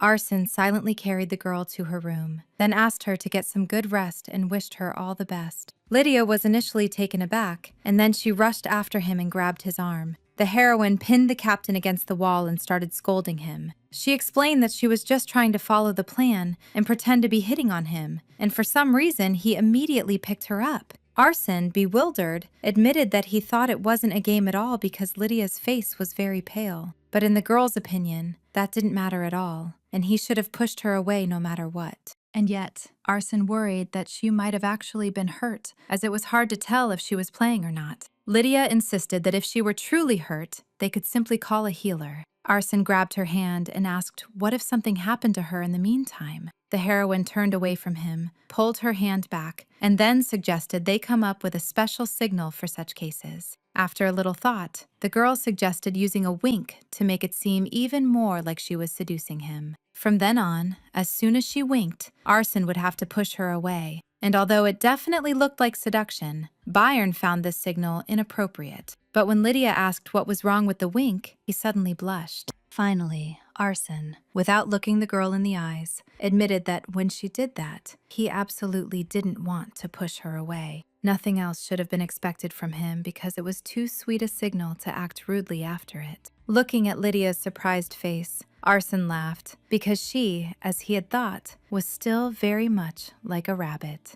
Looking at his smile, the heroine suddenly thought of something she had never noticed before. Arson's face was usually always gloomy, but now, when he laughed, he looked like a boy. However, this strange feeling in her chest quickly turned to indignation when Lydia remembered what that rabbit looked like. Deciding that he was making fun of her, the girl started swearing and waving her hands. Her pride was somehow hurt by the fact that this reserved guy suddenly teased her. She pushed him out of her room and, as a final thought, advised him to remember that, one way or another, the signal would be a wink. When the girl slammed the door shut behind him, for some reason, his words kept replaying in her mind. But Lydia tried to convince herself that the captain wasn't trying to say she was cute, but rather compared her to a scary winter rabbit. Well, the first attempt failed, but if they worked well together from now on, everything planned should work out. Unfortunately, Lydia had no idea that her plan was doomed from the start,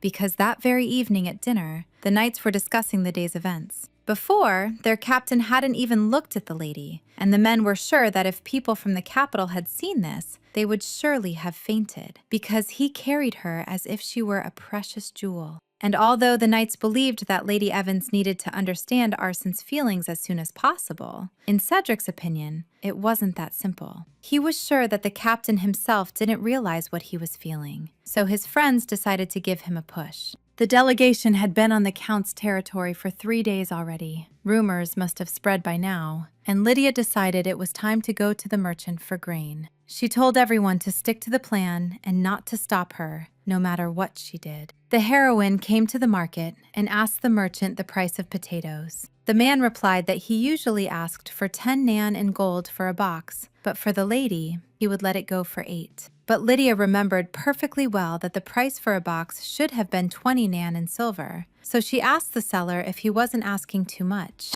The man threw up his hands, claiming that the lady wouldn't be able to find it cheaper anyway. When the girl asked the same question to the merchant in the neighboring shop, he confirmed his words. The man began to convince Lady Evans that the seller was an honest guy and never overcharged. The heroine waited a minute, then threw the potato on the ground and began her performance. The girl screamed and was indignant that she was being taken for a fool who didn't even know the prices of potatoes. The seller continued to make excuses, claiming that he was telling the truth and that prices in the county were higher than in the capital. But Lydia was unstoppable. She overturned his drawers and screamed that he dared to mock the daughter of Marquis Evans himself. Finally, she exclaimed that she still didn't want to eat their disgusting grain and would rather grow it herself. Then Lydia called an assistant and ordered him to buy all the seedlings. The young man lowered his head and regretfully informed Lady Evans that the merchants refused to sell them the seedlings. Hearing this, Lydia screams that these people obviously wanted her to starve to death. Her entire company watched with interest the magnificent performance that the heroine put on. And when the situation escalated to the limit Lydia desired, she ordered Count Vonda to be summoned to her immediately.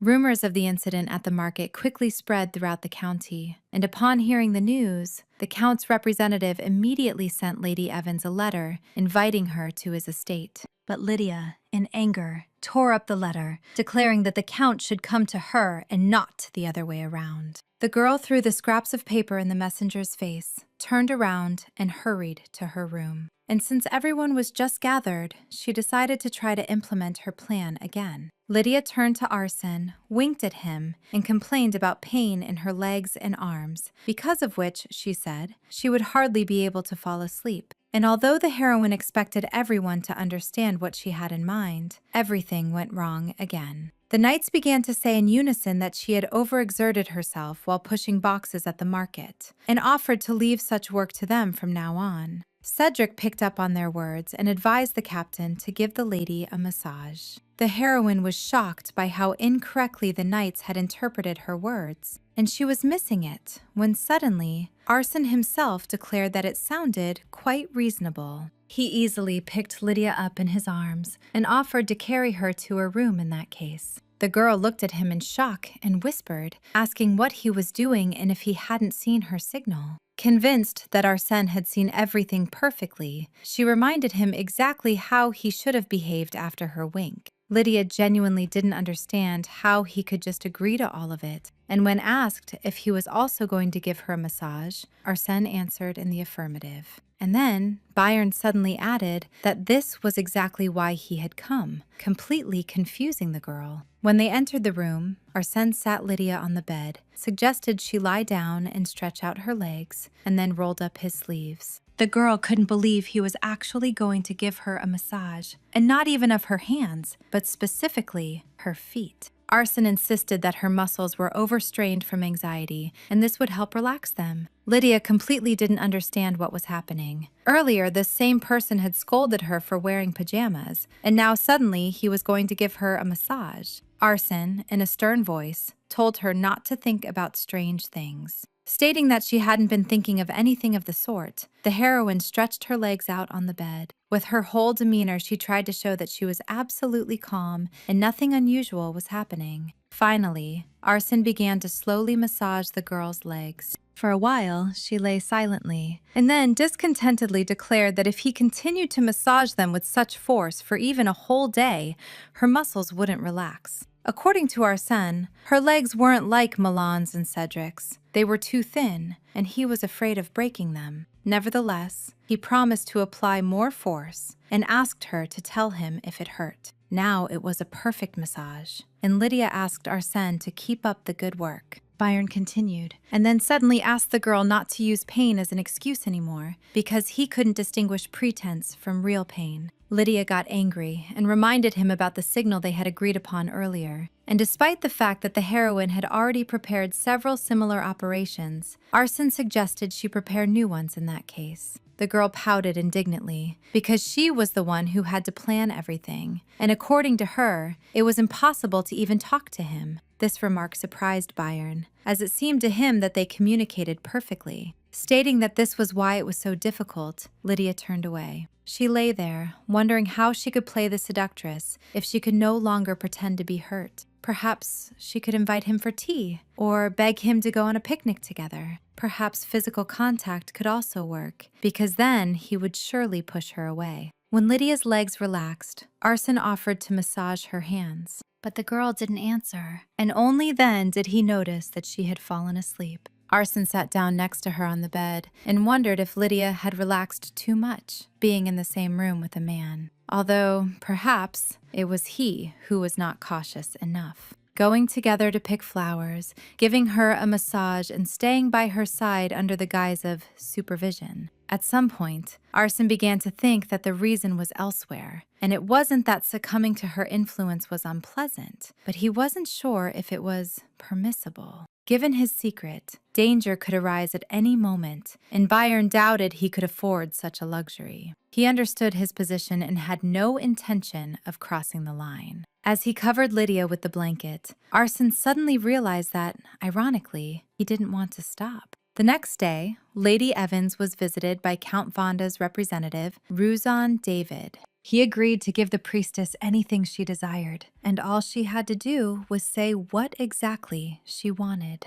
Lydia, with a smirk, asked if he was ready to fulfill her wish, even if she wanted his head. Rujan David always considered himself lucky, because being a simple nobleman without a title or lands, he was able to become the man who controlled the Count's territories. That's why he was sure that he could calm the young lady down, by persuading her a little, after which she would turn her anger into mercy. But when Lydia asked him such a question, David's confidence instantly vanished. The girl suggested that he, apparently, considered her a fool, since he decided to flatter her so that she would calm down and then quietly leave. David began to claim the opposite, and stated that the day before, he had gathered all the scoundrel merchants and given them a good dressing down, and to apologize, he allegedly planned to cover the costs of the pier and the boat trip. But Lydia believed that summoning the merchants, saying a few words, and offering a bribe could hardly be called giving them a good dressing down. David was confused, not understanding how this girl knew everything. Lydia asked the man if he didn't know that these merchants were selling grain at absurdly high prices, and not just in the border regions. And the dock fees, for some reason, were only higher when traveling to the border. David continued to insist, frightened, that he knew nothing and promised to severely punish all those responsible. From his words, Lydia concluded that he was a trusted person who knew nothing, with words that because of this she would probably have to personally meet with the Count. The girl stood up from her seat, and although David tried to stop her by saying that the Count was currently in the capital, she declared that in that case she would go there. And since she was going to the capital anyway, she declared her intention to talk to her father about the county making illegal profits through fraud. David knew that Marquise Evans and Arson Edith had helped the emperor ascend to the throne, and if the information reached the ruler, the blame would fall not only on the count, but the representative would also lose his head. So he fell to his knees before Lydia and begged her to quell her anger. He promised to immediately behead all those merchants and their families. However, contrary to his expectations, the girl called it disgusting and said she didn't need anyone's heads. Then, one of Lydia's knights intervened and explained that the young lady wished to fulfill her duties as a priestess. She wanted to show mercy to the people of the borderlands, but the merchants did not understand her intentions, and this upset her greatly. And to please the priestess, Lord Rujan only needed to follow her plan. David rushed to Lydia, saying that he had been a fool and had failed to grasp her boundless kindness. He asked her to forgive his foolishness and give him a chance to atone. David promised to donate all the potatoes he wanted to buy to the temple as an offering. Lydia also reminded him that merchants refused to sell seeds and seedlings in the borderlands. And then Rujan promised to make all of them, without exception, sell everything that was required of them. And when Cedric noted that the young priestess had poor health and there were no herbalists in the borderlands, David promised to contact them as well. And since tools were needed for farming, he was going to deliver the message to the blacksmiths as well. The heroine was quite pleased and thanked Mr. Rujan. However, when she added that as a token of his sincerity she would accept his gifts, the man froze in horror. Lydia clarified that, of course, she was talking about the mooring fee, the cost of the boat trip, and everything the servant was carrying outside. As they saw Rujan off, the knights advised him to be careful on his way back. Turning around one last time, he clarified once more if the priestess was truly not going to the capital. And when Arsène replied that no one could know for sure, David began tearfully begging him to put in a good word for him. Promising once again to arrange for the priestess to be able to buy whatever she wished, Rujan departed. When he left, Arsène asked his assistant what major purchase was being discussed. He replied that, although Lydia herself wasn't planning to buy anything, he thought it would be nice to buy a new carriage and horse for her. The next morning, the heroine went to the market and approached the fish stall. However, when she asked the fishmonger about the price, the woman, who David had already warned, asked the priestess to accept her goods as an offering to the goddess. The heroine understood that Rujan had put a lot of pressure on everyone, because each of the sellers said that everything was free. But after Lydia left the borderlands, people would still have to trade with the county, and she needed to instill fear, not destroy relationships. Therefore, the girl replied that she would pay, because otherwise, these lands would no longer be able to do business with each other. And, among other things, Lydia, who had been given a chance to live a second life, wanted to give others the opportunity to change as well. In response to the merchant's surprise, She stated that she understood the desire for easy profit, but she agreed to give them a chance,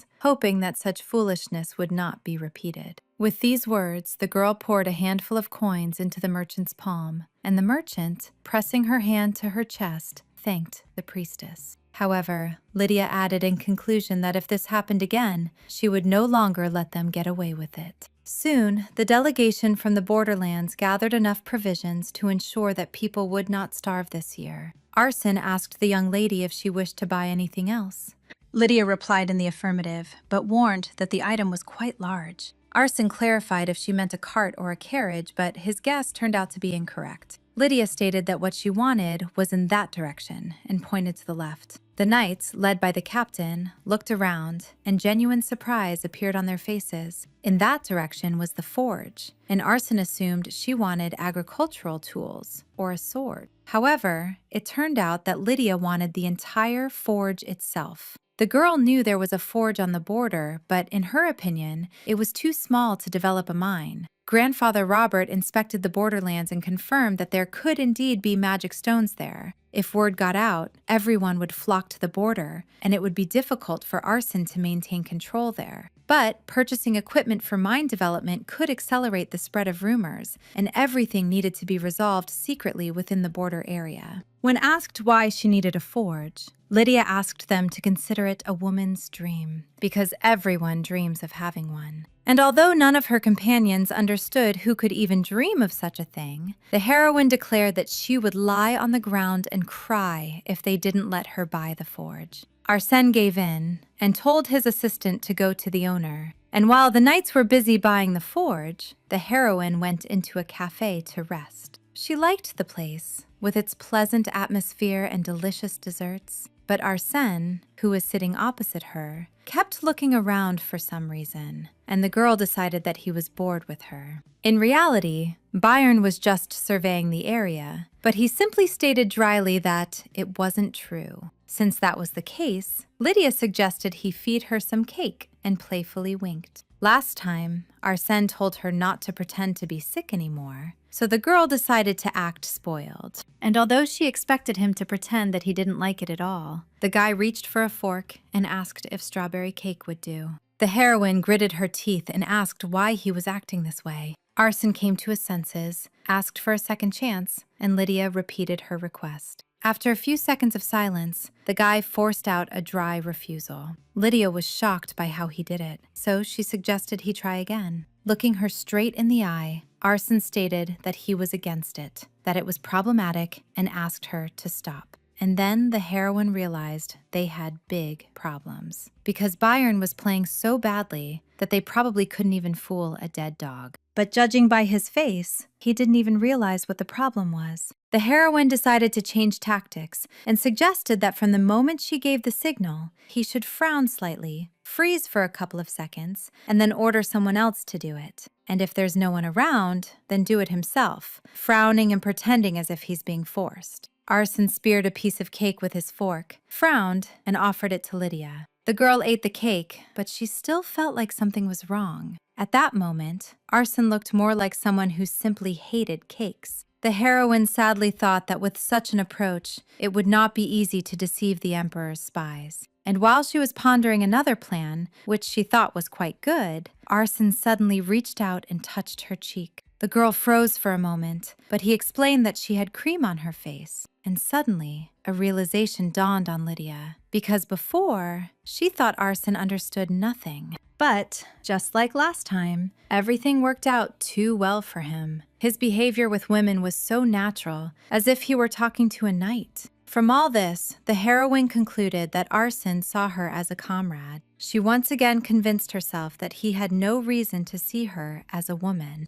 Apparently, a friendly bond had formed between them, and this thought pleased Lydia, as she had never had companions before. She even thought that if all went well, they might even become friends. Seeing how Lydia's expression changed, Arson asked what she was thinking about. He froze when she, with a smirk, replied that she might have been thinking about their future. Blood rushed to Arson's face, and he asked her to clarify what exactly she meant. But at that moment, their conversation was interrupted by a street vendor approaching their table. He offered them an aromatic candle, with which the couple could spend a very passionate night. Lydia froze because the merchant's voice seemed very familiar to her for some reason. Suddenly, a memory surfaced before her eyes, in which she stood over the bodies of Nella and Byron. The man was crying and asking for her forgiveness because, as a healer, he couldn't save them. Lydia jumped to her feet and asked Arson to catch that guy as soon as possible. The merchant was delighted when he saw a couple already heading towards him to buy a candle. However, before he could react, Arson had already twisted him and pinned him to the floor. Lydia approached the man and, calling him by name, asked him not to worry and said that she would like to talk to him. Wellington Byrne was once a successful council member in the capital, but was eventually exiled to a labor camp when he sold illegal drugs to pay off gambling debts. He arrived about 2.5 years after Lydia, and thanks to him, the heroine was able to hear news from the outside. The girl planned to deal with him after she sorted out her main tasks, but she accidentally ran into him at this cafe. Perhaps outside he was a gambler and a drug dealer, but in the labor camp, he was the only healer.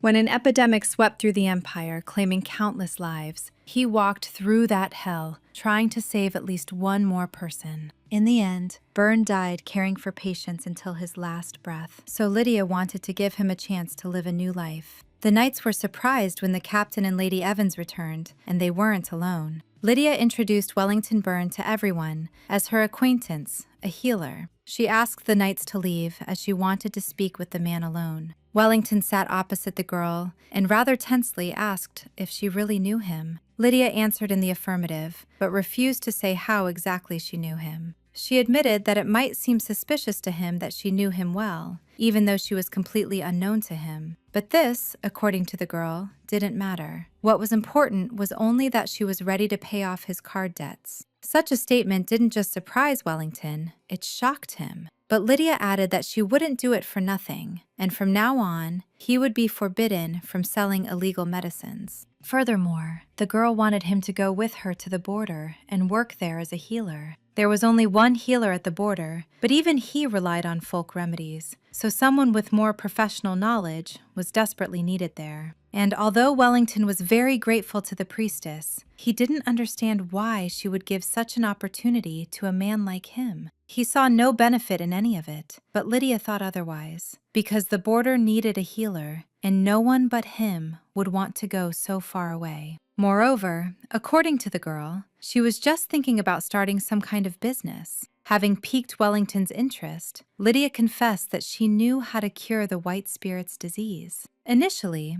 the heroine didn't plan to rush this, but now she decided to quickly deal with it and use the money to support the front. However, it suddenly turned out that Wellington already knew about the yellow dandelions. He stated that if it was about them, then rumors about it had already spread everywhere. Meanwhile, it turned out that the news of treating the white spirit's disease with yellow dandelions delighted everyone except Giselle. Marquis Evans, who was on the verge of death, returned to the capital, along with rumors that it was his daughter who had cured him of his illness. The reason Giselle could easily take that place was that Lydia's reputation was at rock bottom. Everyone considered her better than the Marquis's depraved daughter who was obsessed with men. But now the situation had changed, and if Lydia's reputation improved, rumors about Giselle could start spreading. Considering that the imperial wedding was just around the corner, this could become a problem, especially since Giselle had never managed to acquire Evans Castle. Some time ago, she paid a personal visit to the Marquis on Richard's orders. She reported that she had heard that Mr. Evans had opposed her official adoption. Giselle admitted that she was wrong and began to convince him that she was not trying to take Lydia's place at all, and that everything just turned out that way. The Marquis replied that he understood everything, and that a person's heart often goes out of their control. Giselle had already started to rejoice, but Evans suddenly added that the reason for his refusal was not that at all. According to him, the matter was that she was simply the kind of person who doesn't know gratitude. The Marquis took her in and raised her purely out of a sense of kinship, but during his illness, she never once showed up, and for the sake of decency, didn't even send a healer. Evans believed that Giselle must have wished for his death so that it would be easier to manipulate his foolish son. The girl tried to convince him that she did not wish him dead, and that Devon was not the kind of person she could influence at all. However, the Marquis was firm in his opinion and was sure that she would try to take their castle and seize their family. Therefore, Evans regretfully announced that he could not allow this to happen. Giselle understood there was no chance the Marquis would change his mind, and since she had lost the opportunity to acquire the castle, she decided to deprive the Evanses of something as well. She ordered her assistant Alice to plant yellow mountain dandelions in the Imperial Garden and prepare a cure for the white ghost disease. Lydia, of course, could take credit for discovering this cure, and Giselle herself decided to become the one who would destroy this disease, personally distributing this medicine to all people in the Empire.